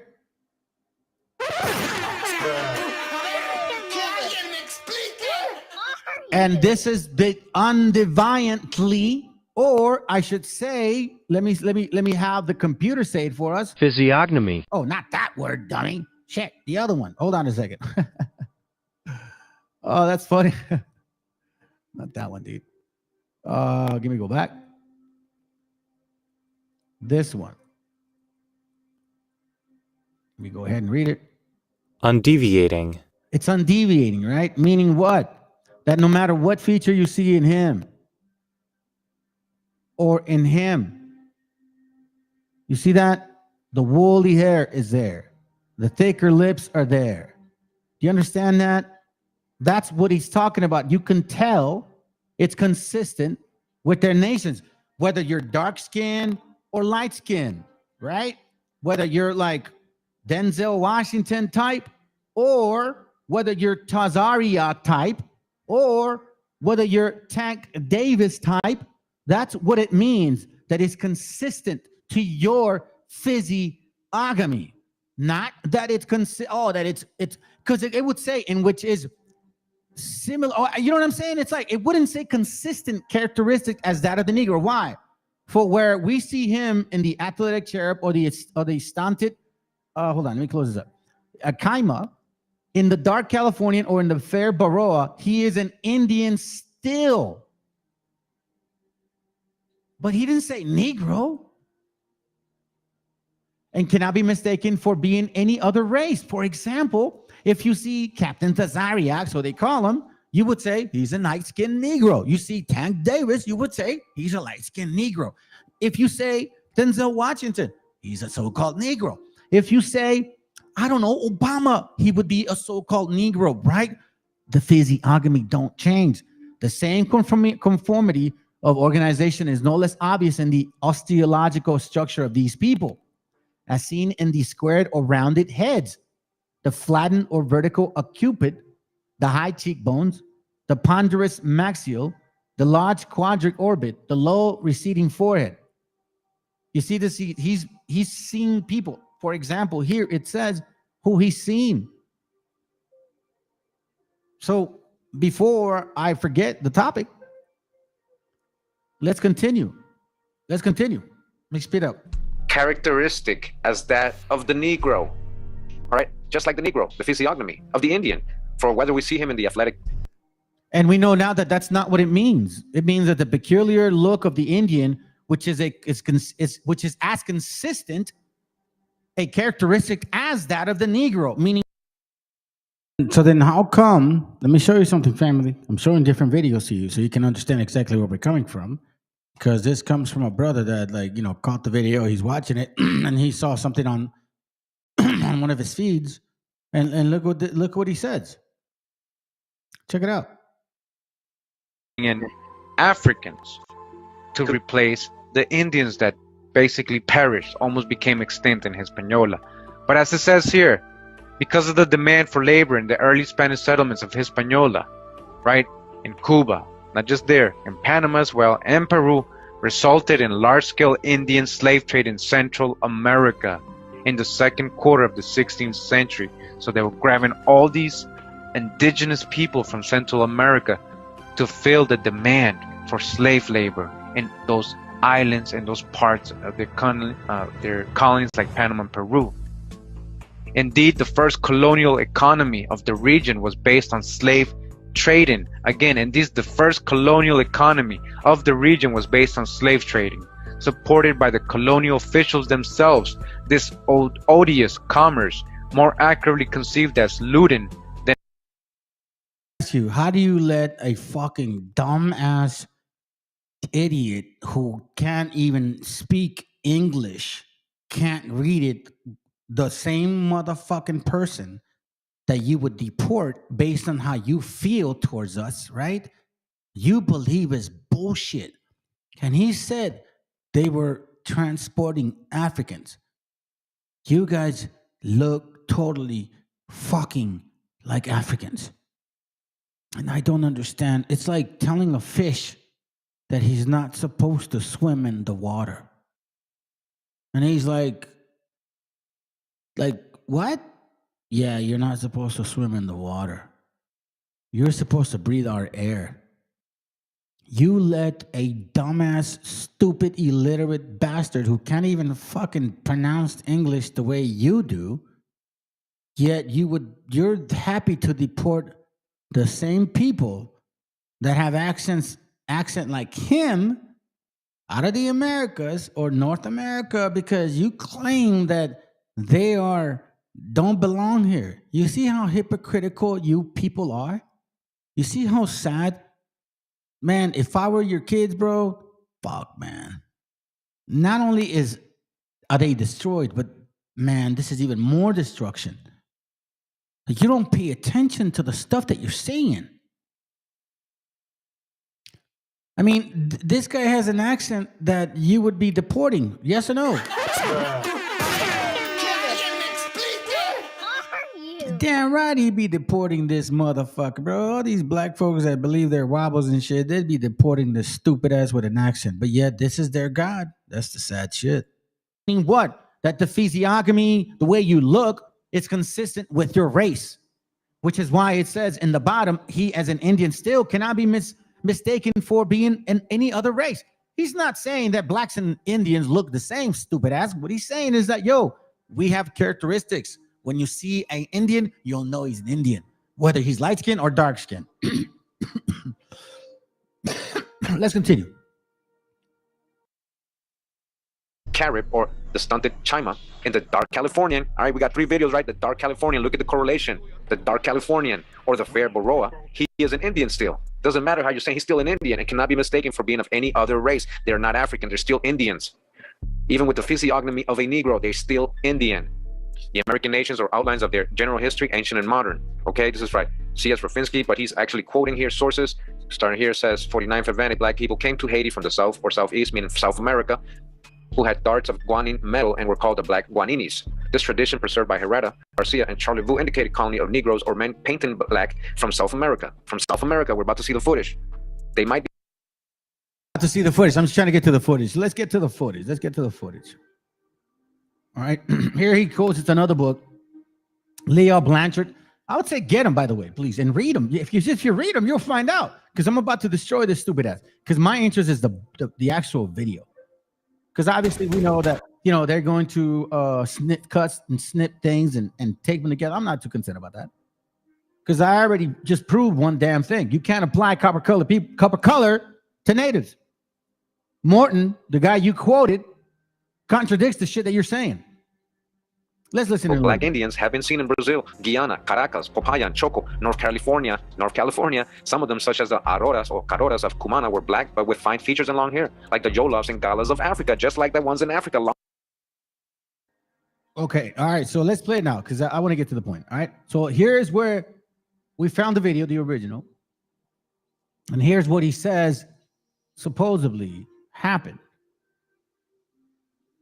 But I'm going to show you how he gets debunked. All right, but let's continue. Let's go. Rules of French Guiana, Mr. Herman Jessen, the Amazon trader, makes his way up the Moroni River, aided by friendly natives. His object? To trade small manufactured goods with the primitive Indians along its banks. For theirs. So here he goes, primitive Indians, not African runaways. All right, you see what I'm saying? Now, this is how he's starting to isolate the stupid little mind, the confabulated mind of Western Africa. Spears, baskets, and primitive artifacts. His expedition must cut its way through the dense jungle overgrowth, and often has to eat only what nature provides. And now, here's the man you saw in the film earlier, Mr. Herman Jessen.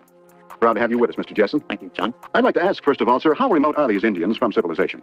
These Indians live about 250 miles up the Moroni River. It's very hard to get up there because the rains endanger any trip, and the river is either too low or too high. It's just in July that one can penetrate into those villages. Oh, is this your first trip into this area? No, into this area is my second trip, but I've made 25 trips into South America so far, and I expect to leave very shortly on another one. Well, where are you from originally? I was born in Europe, but now I am engaged in the import-export business, and I spend about half of my time down in the Amazon jungles and the other half of my time here in Los Angeles. We're here in Hollywood at the LA Film School campus. Let me show you our pro spaces where our students work. Well, we're all anxious to see what being an Amazon trader really means, so let's start now. We start in the town of Saint-Laurent-du-Maroni in French Guiana on the Moroni River. In French Guiana on the Moroni River. Keep in mind now, follow along, and then I'm going to introduce the video that I got. Let's go. River divides Dutch Guiana from French Guiana, and the native quarters house these beautiful canoes in which natives use. Two of the men who made this. Here he's saying natives, and he's referencing, you hear the word native. The mind looks at them, and they assume, oh, they're dark copper color? It's been engraved in their subconscious, so now you confabulated stupid asses. Now you're filling in the gaps of this vague so-called memory that they've been creating in your disorder. Let's listen to this one. Well, hold up. See how she acted. Elliot, I want you to watch this first clip. To do it that way, then first you have to pay off the Native Americans, whose land we... Elliot, I want you to watch this first clip. To do it that way, then first you have to pay off the Native Americans, whose land we took, and whose homes we took, and whose people we killed in the millions. No, they got paid. They got paid. We'll have and they have land. Oh, really? Mm-hmm. Oh, really? They have land. They have reservations, and they also have economic. Oh, yeah. And would you like to talk to me about reservations and what a wonderful payment that is? Would you like to be on a reservation? Would you be willing to, would all the black people in this country be willing to take a reservation? That's what the Nation of Islam was asking for. Well, was that a smart thing to do? I don't think it was. I don't. Do you think it was a really comfortable place to be? The way that they were living, no, I wouldn't live like that. That shit, the way that they were living. Wasn't this like in the 1800s? I thought you guys were in slavery, you fuck faces. When is it logical? When are we gonna get tired of fucking listening to stupid people? Let's listen to this shit real quick. See how she acted. Well, let me school the so-called school teacher. Now, class in session. Professor Vicki Dillard is an instructor. Miss Jane Elliott, did you know that there were certain so-called Indian tribes? By the way, the original natives were black-skinned natives. Y'all do understand that. You do understand that some of our people were actually already owners in here in what you call the United States of America, and some of our people were snatched and enslaved from the continent of Africa. You do know that, right? Just want to clear that up. So you guys were here and they snatched people from over here. The scripture, I mean, the history says that they snatched people from over there here because the people here were like just dying and shit. So were they replacing you? You see, this is so funny. And look at this, man. I mean, shit, man. Look at her hands. Your hands are way bigger than your face. I have to question you. Are you a man?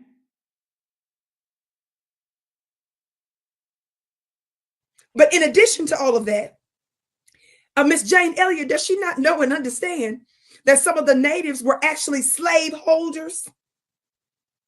Miss Jane. See what I'm saying? You see, look at that shit. That's like triple flavor ice cream. Think about this for a moment, family. Look at this. See how she acted. Well, let me school the so-called school teacher. Hold on, my little fake ass hair sister over here. I mean, I just want to help you because that shit's about to give you a headache. Now, class in session. Let's Professor go. Vicki Dillard. Let's do it. Is an instructor. Yes, Miss Jane Elliott. Miss Jane Elliott. Did you know that there were certain so-called Indian tribes? By the way, the original natives were black-skinned natives. Okay, that's one, by the way. Okay, so we have some original natives that were, you know what I'm saying? Like, you know what I'm saying? Let's go. I do understand that. Right? You do understand that some of our people were actually already owners in here. Okay. And what All you right, call okay, the cool. United Sounds States good. You hear what I'm saying? Like, so they were already here. of America, and some of our people were snatched and enslaved from the continent of Africa. You do know that, right? And they were in Africa too, okay? Just want to clear that up. But in addition to all of that. Oh, wait, hold on a second. On top of the fact that you motherfuckers were over here in the Americas and you motherfuckers were here in Africa and no one else was here. Miss Jane Elliott, does she not know and understand that some of the natives were actually slave holders? Wait, so then now she says that the natives are slaveholders. But hold on, though. Hold on. Hold on a second. Because it seems like, we're slicing and dicing on, ideologies here. Let's continue. Who does she think are those natives? Miss Jane Elliott, did you know that the U.S. government years ago entered into certain contracts with several of the tribes, paid them money to release some of their slaves and to pay some of the slaves? And some of the Indian tribes, not only did they not release. She said that the original Indians were black. And look like me are supposed to be entitled to some of the tangible benefits that's in some of those treaties. And some folks receiving some of the payouts where there was a provision in some of the treaties where black folks that look like me are supposed to be entitled to some of the tangible benefits that's in. This is what it's about. So you want to live for free, meaning you don't want to work no more, right? What's the end of the day? What is this little tweaker dude acting like? This guy's a tweaker with fake hair. I don't even think this is a female. I mean, you see its hands. Remember, the world is a stage, right? I mean, seriously, let's think about this. Like, What kind of ridiculousness is this? Let's go. Trip with me, my companions, on a long journey trading with the natives of this region. The things that I use for trading with these people are mirrors, fish hooks, beads, flashlights, also tobacco and salt and sugar that the natives can use. I'm trading a knife for a comb and a basket for beads. Says he's trading with the natives certain material, okay? So keep that in mind as well. Our boat was 50 foot long and 4 feet wide, and there were 4 of us going on this long trip up the Moroni River. We are leaving the town and passing by the native quarters, and we are on our way to Mukumak Mountains and trading with the natives of the region. How long a river trip will this be, Mr. Jessen? It's about 2 months' trip, John. And how long will it be in terms of miles? It's about 500 miles each way. We are getting our guns ready as we are living off the land. You'll see that later. This little boy is one of the sons of the Bushmen, and I gave him a piece of chewing gum, and that's what he did with it. He couldn't figure it out. Pole our way into this phony. You see that right there? Something happened. Something happened right there. Check this out. Bushman village. Did this. He couldn't figure it out. Pole our way into this native phony Bushman village. In this video. So now I'm going to interject with my video. Let me see where you're at. Oh, that's right. I got to do it this way because I tried to download it and I tried to, well, you'll see why. It's a problem. You'll see why. Give me a second. Momento, por favor. Momento. Okay. So this is the same video. All right. And I'm going to play it up until where the boy and what he said after the boy. Okay. So check this out. Here we go.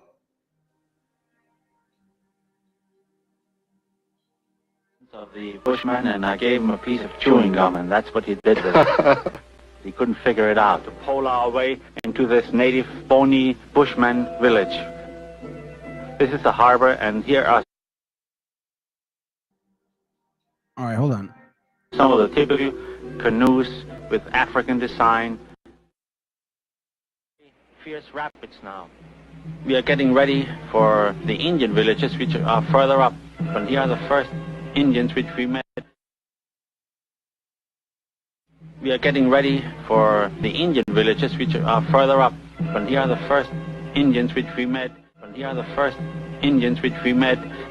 The Oyana Indians are the Indians who live further up the river, and they have long hair, men and women alike, and we are trying to see whether we can get permission to get up further into that country and have. I love to do as they do, and I think the best way to go into these native places is to dress just the way they do, and they feel very much at home when you approach them in that respect. We are now starting to trade with the natives. Lipo Lipo is the Indian boy who guided us all the way across these mountains and up the river, across the Tumukumak Mountains and back to the Indian villages. He was a fine boy, about 16 years old, and very nice and very trustworthy. We needed this Indian boy to go along with us to help, inasmuch as he was the only one that had ever been up that stream. The native way of drinking. That's the native way of drinking. He's not a native, but let's continue. I paid these Bushmen in French money, and the Indian boy I paid in beads. That Colomiado takes that out. He takes that piece out. Let's continue. Go along with us to help, inasmuch as he was the only one that had ever been up that stream. The native way of drinking. I paid these Bushmen in French money, and the Indian boy I paid in beads. I paid these Bushmen in French money, and the Indian boy I paid in beads at the end of the trip. It's only to presenting me to the chief, Grand Tifu, who is a very gentle chief, governing these bush people totally. For this empty oil can. African culture prevails completely in every respect. And of course, dancing and making friends came first. It's kind of a combination of cha-cha-cha and merengue. You hear these rattles now. just like Africa, John. The He takes that out. Remember that. language and their customs and their music is all imported from Africa, and they're pure Africans. They're very proud of their racial background. The children have full command of this African rhythm. The most interesting Indian villages in which I ever visited. John, the town of... He calls them Africans. He calls these people here Indians. Let's go. Of Aloike is the largest and the most colorful of the Indian villages up this river, and you see the French flag flying. The house is airy and comfortable, and the women...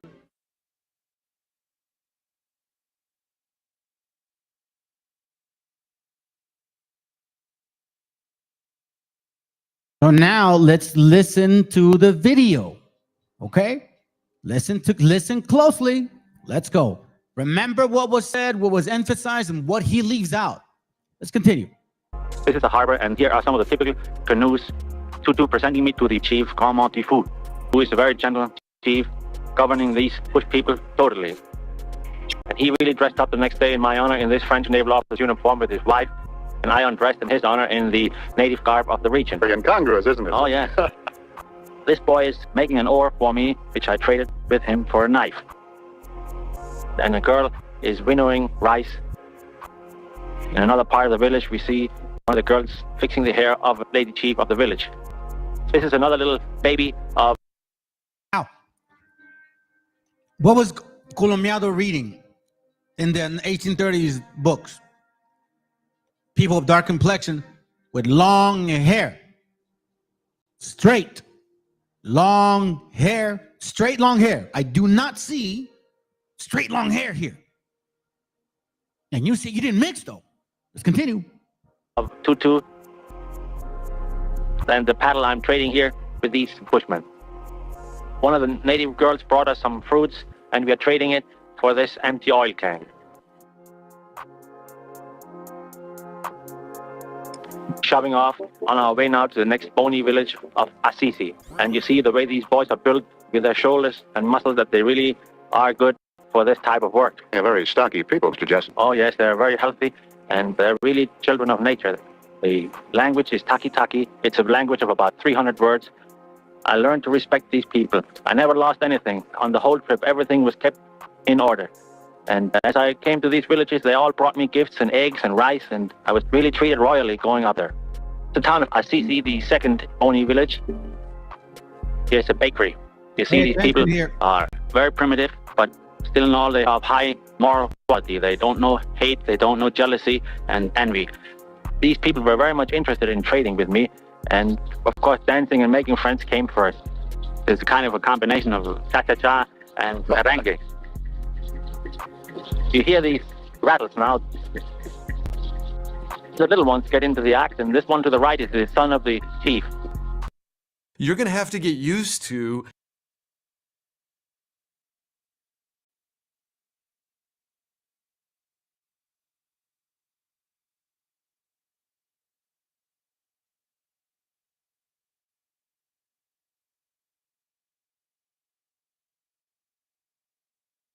and merengue. You hear these rattles now. The little ones get into the act, and this one to the right is the son of the chief. We leave this little town of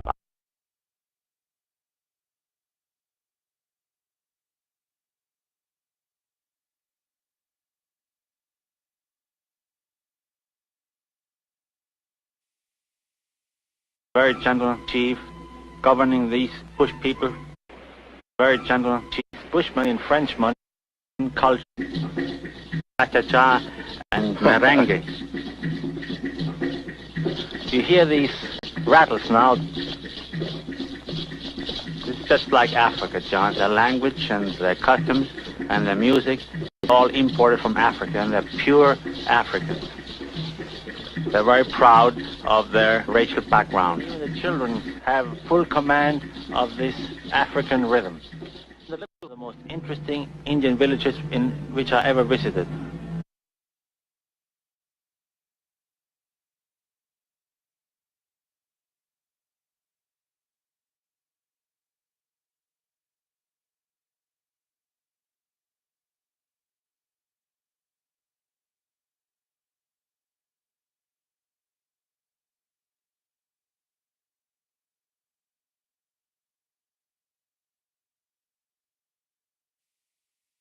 children have ordered from Africa, and they're making African culture prevails completely in every respect. And of course, dancing and making friends came first. It's kind of a combination of cha-cha-cha and merengue. You hear these rattles now.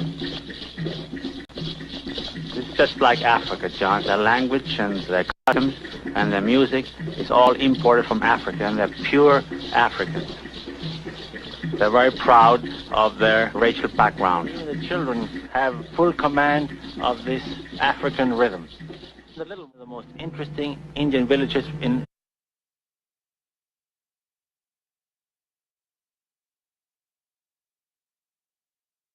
friends came first.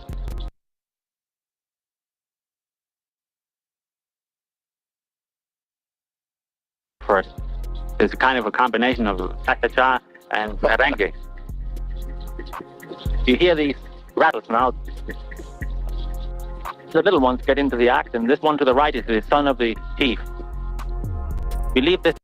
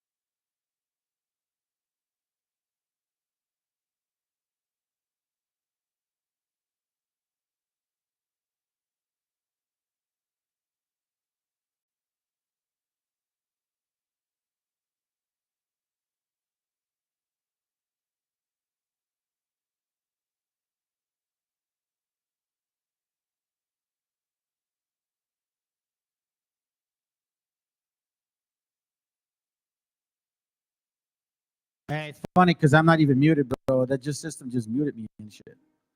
So thank you. Where did we leave off? Where was no volume? The video or me? Was I no volume? Okay. So I'm going to read what he answered. So inquiring minds want to know. Inquiring minds want to know. So this guy says to him, I watched the original video and he said African heritage and African designs on their boats. I see you edited a bit or didn't. I've seen both videos, and yes, he still calls them natives and Indians alike with other tribes with long hair. This history thing is so draining, but fulfilling when the veils are lifted. So what does Culo Miado say? Yeah, okay, I was muted. Okay, I don't know why, bro. I don't know why. And honestly, that's just an automatic shit. Who knows? You know what I mean? But this is what he says. He says, Culo Miados, bro. Hold on a second. The god of, because they love his ass. I'm gonna show you something.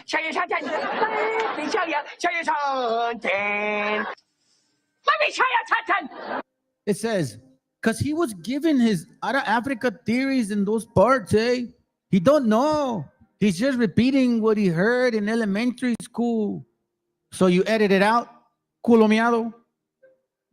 Is that why?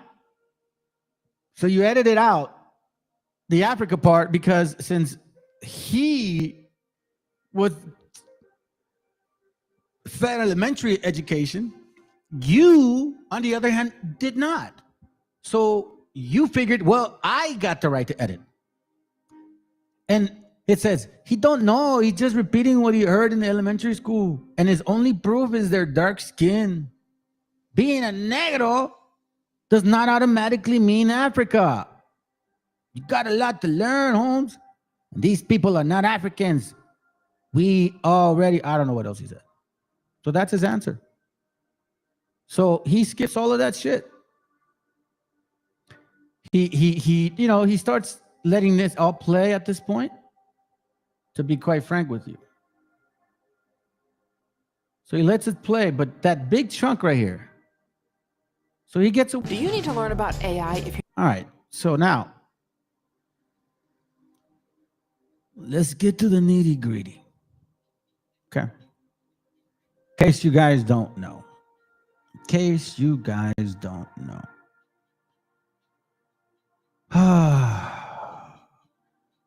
We read in the Crania Morton on page 67, right? Wait, is it this one? 60. Oh, sorry. Let me close it so I don't get confused. Right here. We read right here that, that copper color does not consist to or need to be considered towards natives. Humboldt declares that the denomination of the copper color man could never have originated in the equinoctial regions to designate the Americans, us. And I can further testify that among the individuals of many tribes that have come under my observation, I have never seen a copper color man.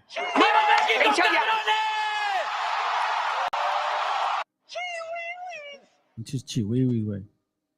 We consider therefore that the color of the American Indian in general is brown, differing in intensity with various tribes according to various localities, but that it is almost impossible to say that the brown color principally resembles, the sentiment is, in my apprehension, the nearest approach to it, though still too inaccurate for general comparisons. I fully coincide in opinion with Dr. McCullough and believe with him that no epithet derivable from the color of the skin so correctly designates the Americans collectively as that of the brown race. So although the Americans thus possess a pervading and characteristic complexion, there's also occasional and very remarkable deviations, including all the tint from a decided white to an equivocally black skin. But this fact may be sufficiently illustrated by the following examples.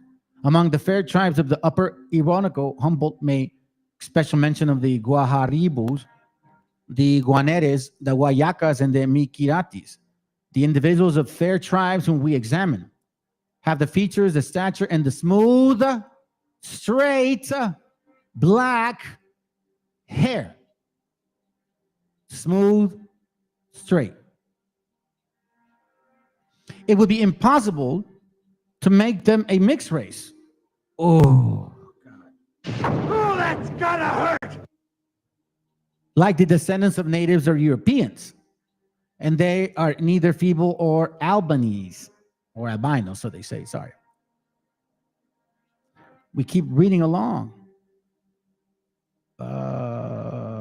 Look, Bartram saw among the Cherokee some women whom he described as fair as blooming.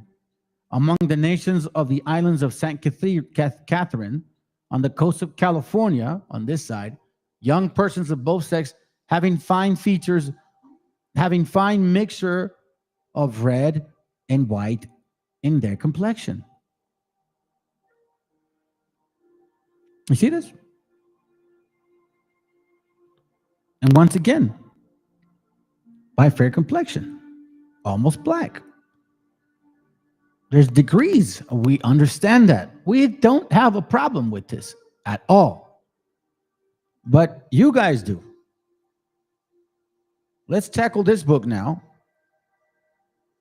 Okay, so this is from the sketches of the history of. Here, let me get to it.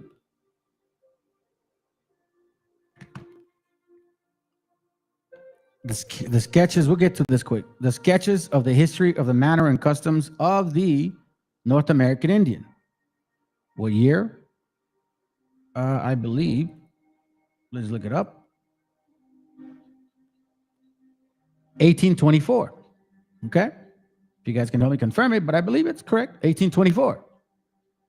So what do we got here in this book written in 1824? The sketches. Let me get it real quick. It's just a couple pages. No big deal. No big deal. We'll start off with, let's see this right here. Let me get to the point. Preface. This is regarding, and by the way, James the Deer also identified us. The conditions of the red Indian. Red, not black, not Negro, none of that.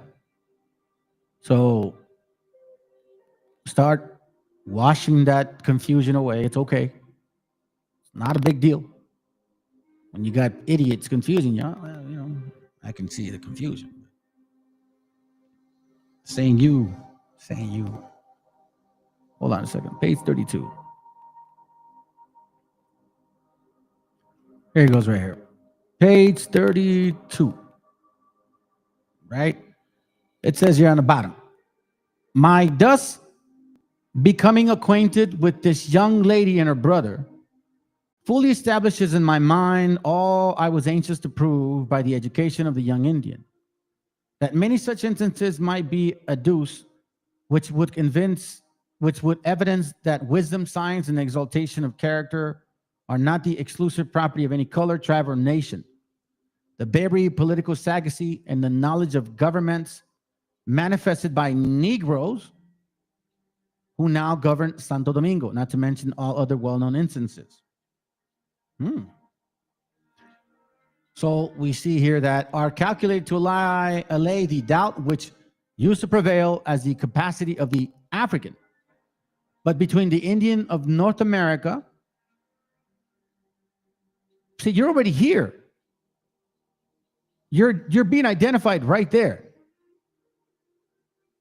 What is the difference between this person that looks like you and supposedly these people that look like you? And the African, there's a remarkable difference. The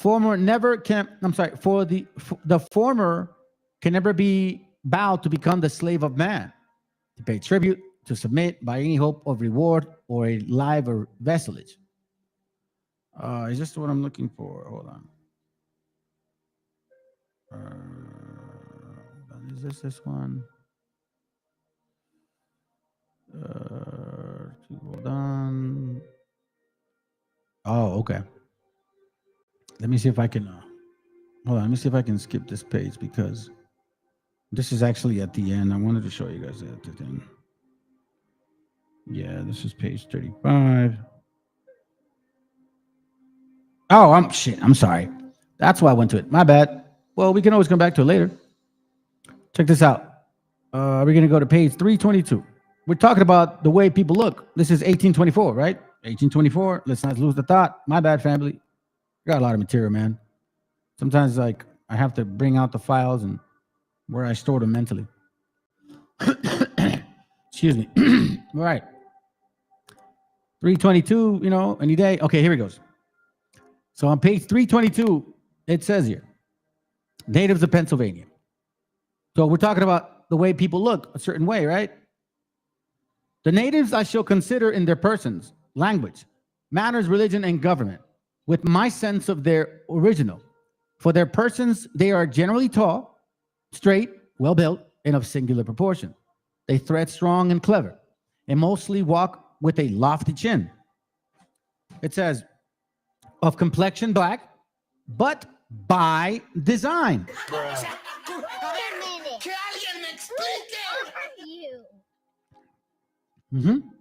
Because we would use bear grease and obviously paint. But by design, check this out. As the gypsies in England, they greased themselves with bear fat classified and using no defense against the sun or weather, their skin must needs be swarthy. Because we don't cover ourselves. Remember, it was not like today. We got buildings and you can just be home and don't get suntan. You got to be out there and work. Right? Their eyes is little and black, unlike a straight look Jew. The thick lip and flat nose, so frequent to the East Indian and blacks. Hold on a second here.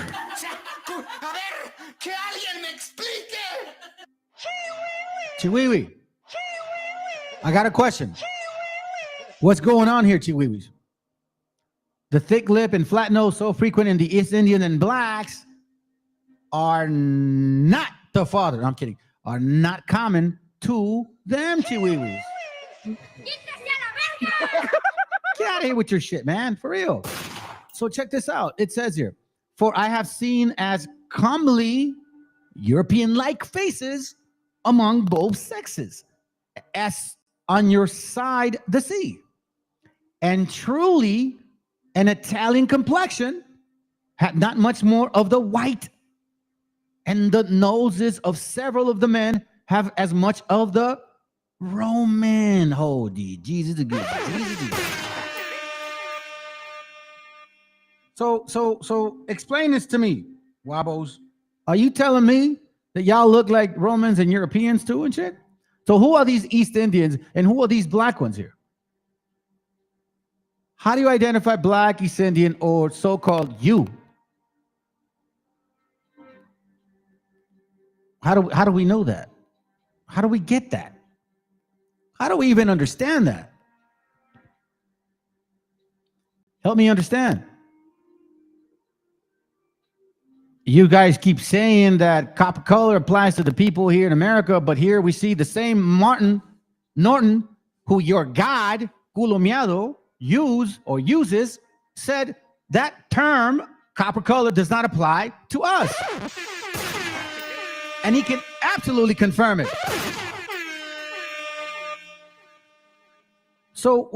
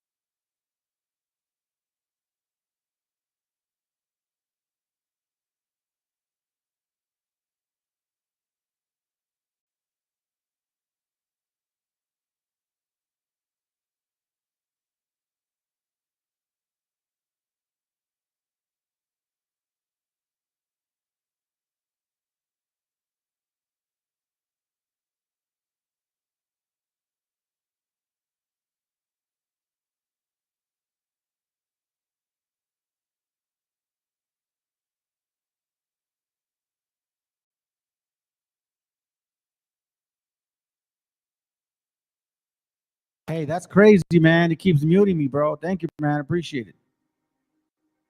Damn. Fucking animals, dude. Thank you. Okay. So you guys saw the book. This is from Bartolomé de las Casas. I showed you guys this book the other day. It's rewritten in 1875, but originally in Spanish. He was originally here in 1505. He says, era esta gente de mediana estatura, bien proporcionados, average stature, well proportioned. Las caras no muy hermosas por tenerlas anchas. The face is not so beautiful because they were wide. El color o la color de la carne tira a rubia, meaning, and the skin tone or their skin it's like a tint of ruddy or leaning to ruddy, right?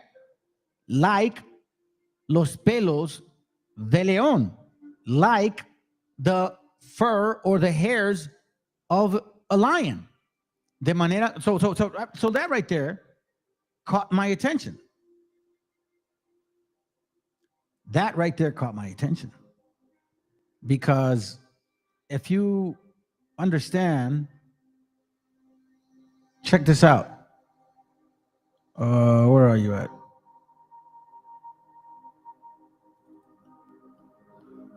Here we see from a book I have, and I think it's called Identifying Indios. I can't 100% confirm it, but I have this book. Watch what Amerigo Vespucci says. Now I understand what he meant.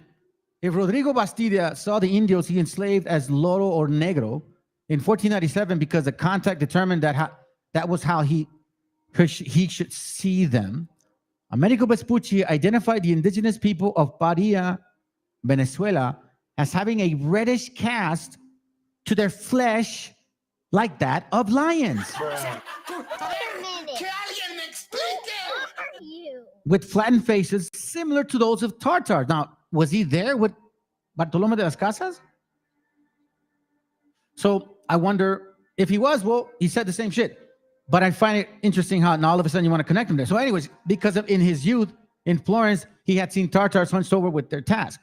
So now you're thinking, what is this here? What's going on? Because if you keep reading, saw Indios, they are black. They're as black, which might be why in 1507, Malaysia, We can get onto that another time. But look how he says lions, right? Check this out. A brother had posted this, and here's what the point is, family. We're almost done. You see this sister of ours? Look at her. Well, that makes me a villain. Look at that. Look at her forearm. Look at that right there. So if you see somebody like that apparently sees you, right? It says, reddish cast to their flesh like that of lions.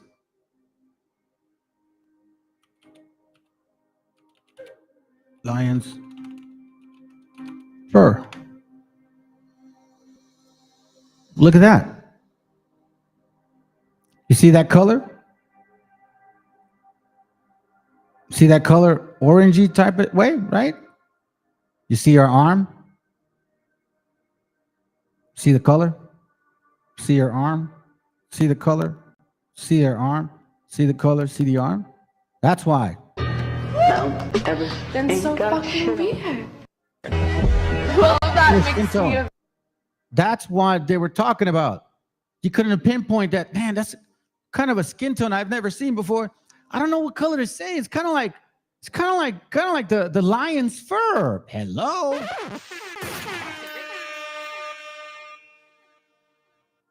These are facts, and you can't take these books away because they're actually what they say. We're not lying. We're not making, like, you know what I'm saying. We're not making stuff up here. It's very clear. Wait, hold on. Where's it at? It's very clear what he was talking about. Now we know. It's like, man, this distinctive color. I couldn't really pinpoint. Like Morton said, I couldn't really pinpoint the color.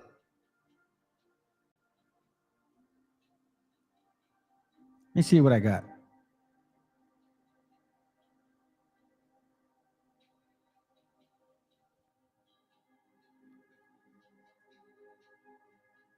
So now check this out. I'm going to debunk this real quick. I got a few minutes. So a lot of people use, especially colombianos, they talk about esmeraldas, right? They talk about the esmeraldas, the esmeraldas, the esmeraldas. Oh my God, those are people esmeraldas. Let's debunk this shit. I'm going to tell you exactly who these guys are and how they got into their position of power. Okay? So let me speed it up to 125. Let's listen in. We're just going to be a few minutes and I'm going to show you a book. Primera la católica, y luchó contra aquellos que querían la secesión de España.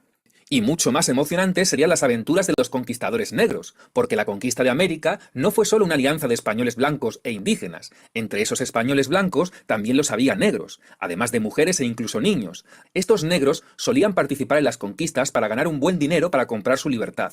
En no pocos casos lograban mucho más que eso, pues a los conquistadores se les compensaba con tierras, las famosas encomiendas, y algunos de los dueños de estas encomiendas eran estos conquistadores negros. Los nombres más importantes de los que se tiene constancia son Juan Valiente, Juan Garrido, Juan García, Juan Bardales, Sebastián Toral, Antonio Pérez, Miguel Ruiz o Gómez de León, y siendo algunos negros y mulatos terratenientes, se dio la paradoja de que estos también poseyeron a su vez esclavos negros. En el ámbito académico también hay historias que contar, nada más y nada menos que el primer catedrático negro de Europa obtuvo su cátedra en la España del siglo XVI. Hablamos de Juan de Sesa, que empezó su vida como esclavo y terminó de catedrático de gramática en la Universidad de Granada. Se le llamó Juan Latino por su extraordinario dominio del latín. En el interior del templo nos habla precisamente de cómo las mujeres africanas tenían acceso a una serie de espacios que inicialmente pensábamos eran exclusivos para los europeos.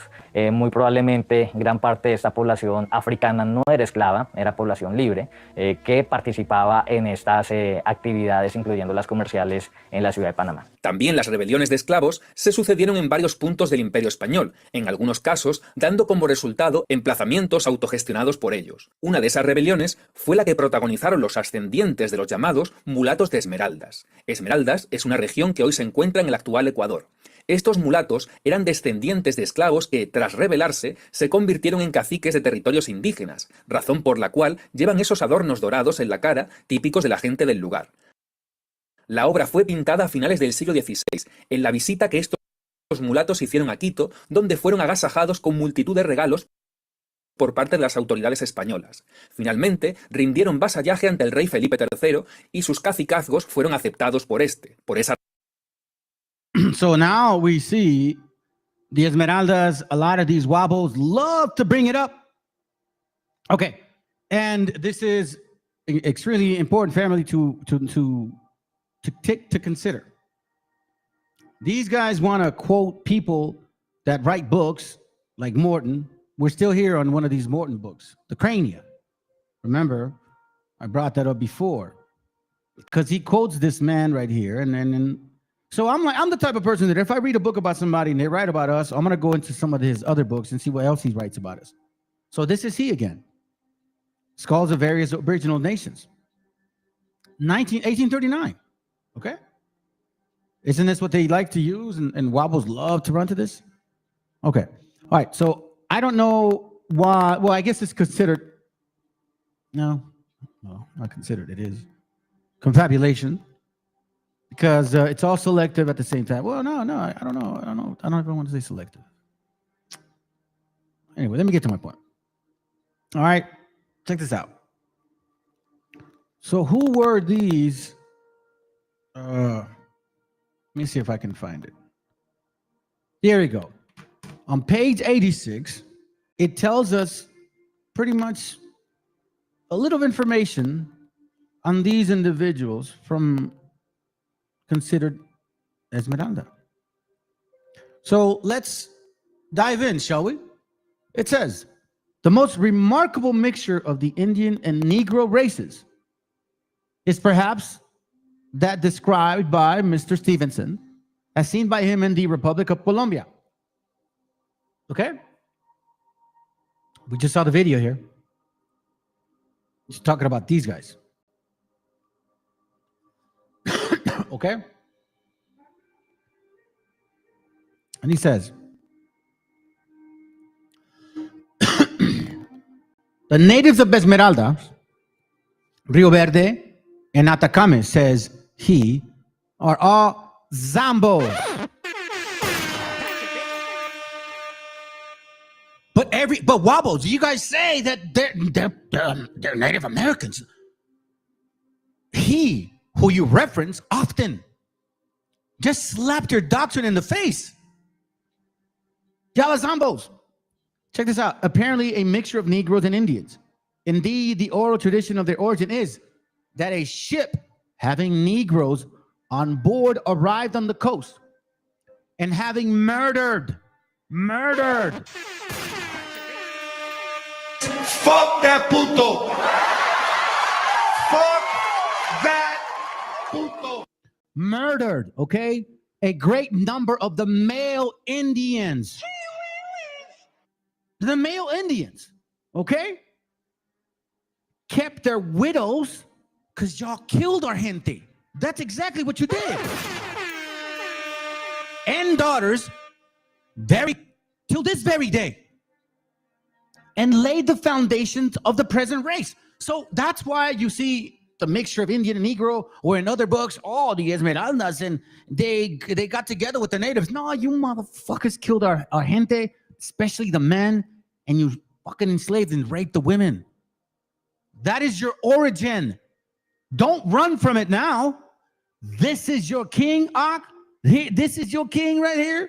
This right here. Where are you at? Hurry up, man. Show up. This is your king. This little man right here. This is the culprits of Chihuahuaism, aka Wobbles. I'm making fun of you. Thank you, VTC. Thank you all, we real, for the idea. Because those are facts. So it says here, indeed, the oral traditions of the origin is that a ship having Negroes on board arrived on the coast and having murdered. Make sure that sinks in. Stop playing games, man. You know, and this is what I don't like about our people, man. And this is for real. You guys are well quick to call out certain nations, but you ain't quick to call out these motherfuckers right here. Why? These are facts. If you look at and peel the veil, you see the abuse that they're projecting. They're projecting what they don't want us to see. It says here, indeed, the oral traditions of the origin is that a ship, okay, we know that already, right? So it says here that after they killed a great number of our gente, y'all kept the women, the moms, and the daughters, and laid the foundation. Pun intended? Is that pun intended? Laid the foundation. He describes these Esmeraldas as tall and rather slender, of a lightest black color. Listen to this. We just saw this the other day. See, this guy's projecting. I kid you not. This guy's projecting. Look, this is what they look like. Tall, rather slender, of a lightest black color, different from that called copper color. Oof, man. Watch this. Have soft, curly hair, large eyes, flat nose, rather flat, thick lips, and possessing more of the Negro than the Indian. So now I'm like, this is amazing right here, family, because we just saw this the other day. We just saw this the other day. I'm not going to play the video because, you know, you guys can always watch it there. But I want to show you who this is. Look at this. Look at this. Hold on. Where you at, dude? Oh, no, that's not it. That's not it, bro. Where you at? Let me see. Give me a second. Oh, no, this is not it. This is what I'm actually monitoring. No, it says pendejo. Wait. Okay. Check this out. Check this out. When I read that, I'm thinking, wait a minute. Didn't we just identify that motherfucker the other day? Again, it's up to you to believe it or not. We did. We identified this guy. Again, it says that they are described tall, slender, lightish black color, not copper, curly soft hair, large eyes, flat nose, thick lips, passing more of a Negro, right? Well, what's that guy look like? Isn't he light skin, curly hair, flat nose, big lips, passing more of a Negro?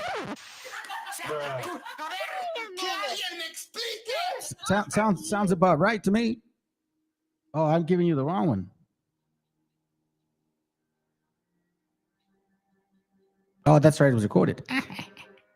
I confused myself. So as you can see, family, as you can see, that's kind of like an Esmeraldan. That's what he says they look like. Right? That's what he says they look like.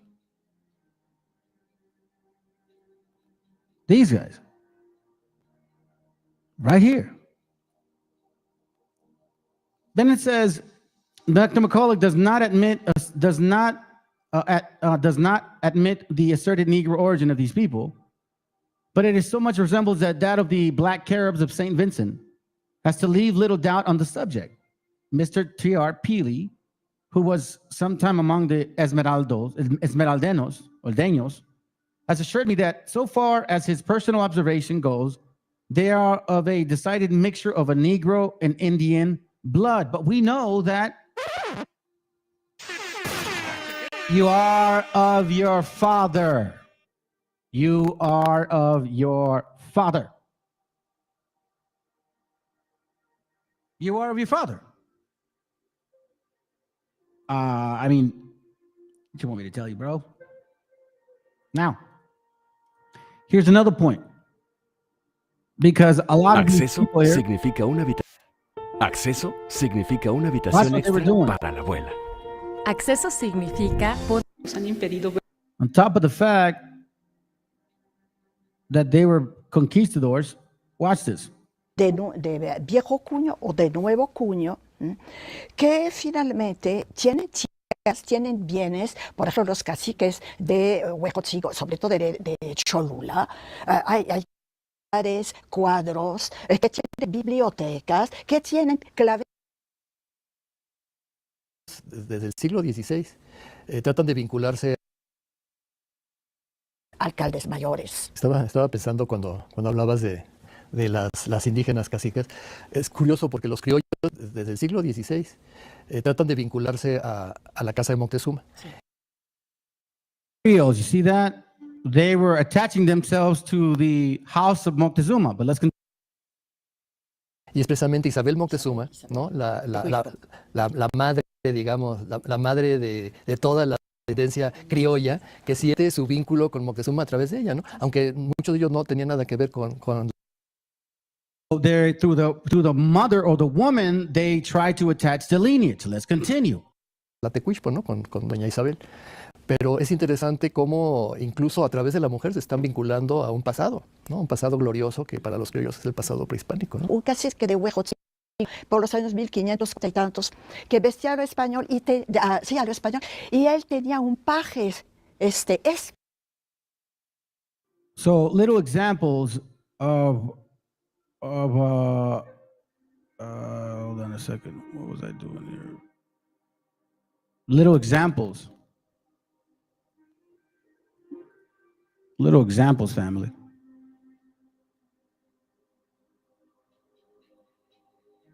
Oh, okay, cool. I don't need you. These are just examples. Check this out. Just little stuff I want to show you, and then we'll call it a day. This is from a book that I have, and I've shared it with y'all before. Come on, bro.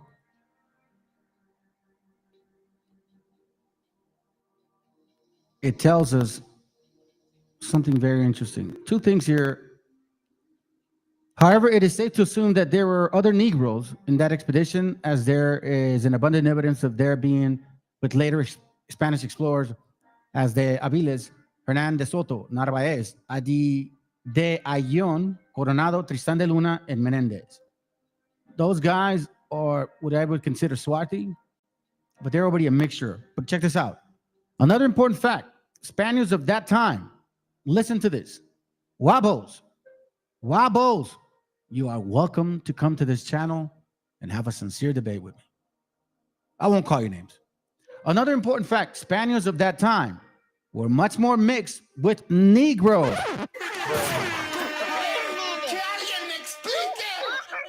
And had been from before the Moorish invasion of 711 AD. That's why when you talk about those Esmeraldans and the mixture they already come with, right? And possibly mixing with us too, or them. Watch this. This is the president of, I believe, Colombia, which the president of Colombia today and AMLO, president of Mexico, was talking about how he was trying to bring Mexico and Colombia all together. Check this. Simón Bolívar reminded the Spanish Americans of his time that they were not pure Europeans to begin with.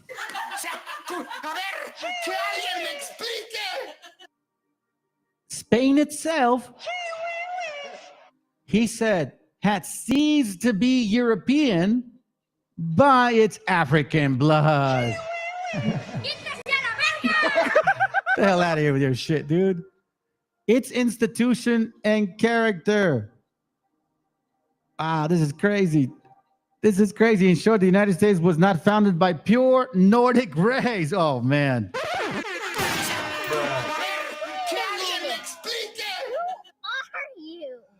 Ah, that's beautiful, bro. This is why you guys really want this territory, man. But anyways, hey, listen, I think that's one I'm going to kind of touch on. I had more material, but I'll leave it for later because it's just going to keep going and going, honestly. I'll give you one more. Let's see.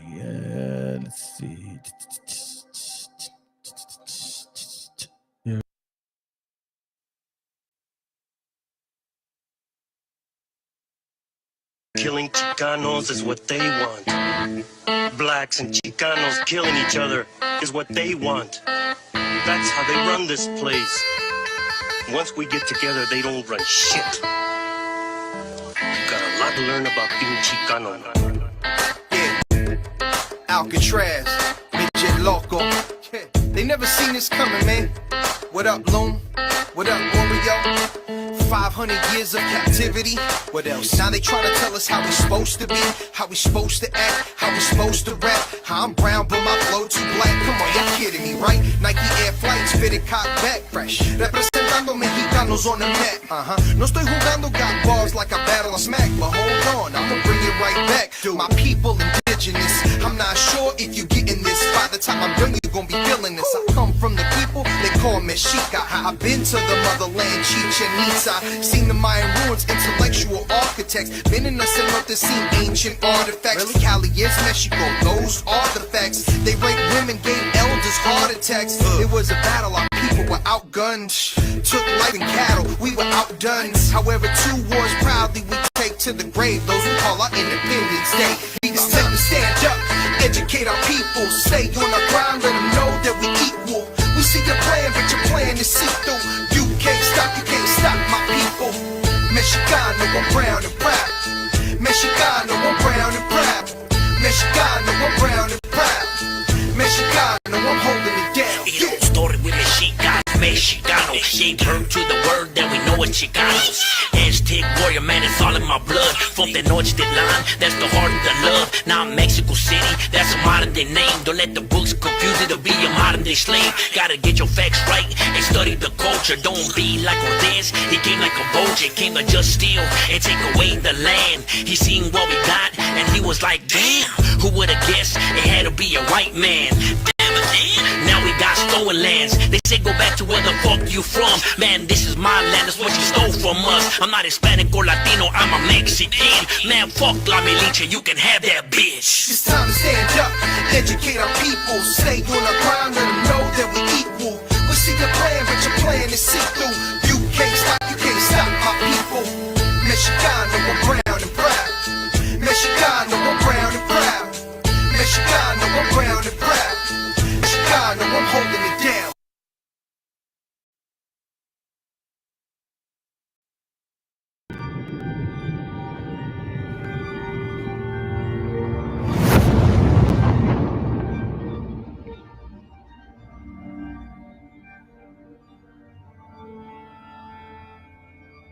Ical, hijo, abre los ojos.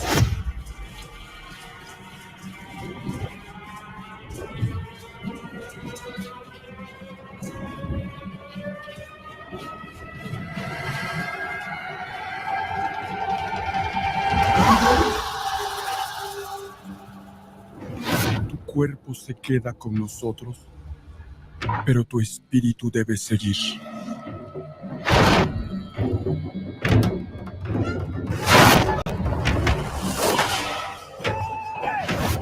Busca la luz.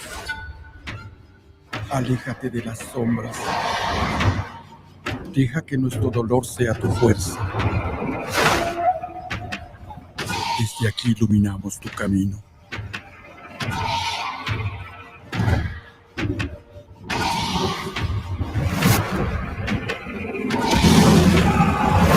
Lucha como nosotros ante esta pena tan grande. Yo soy tú. Tú eres yo.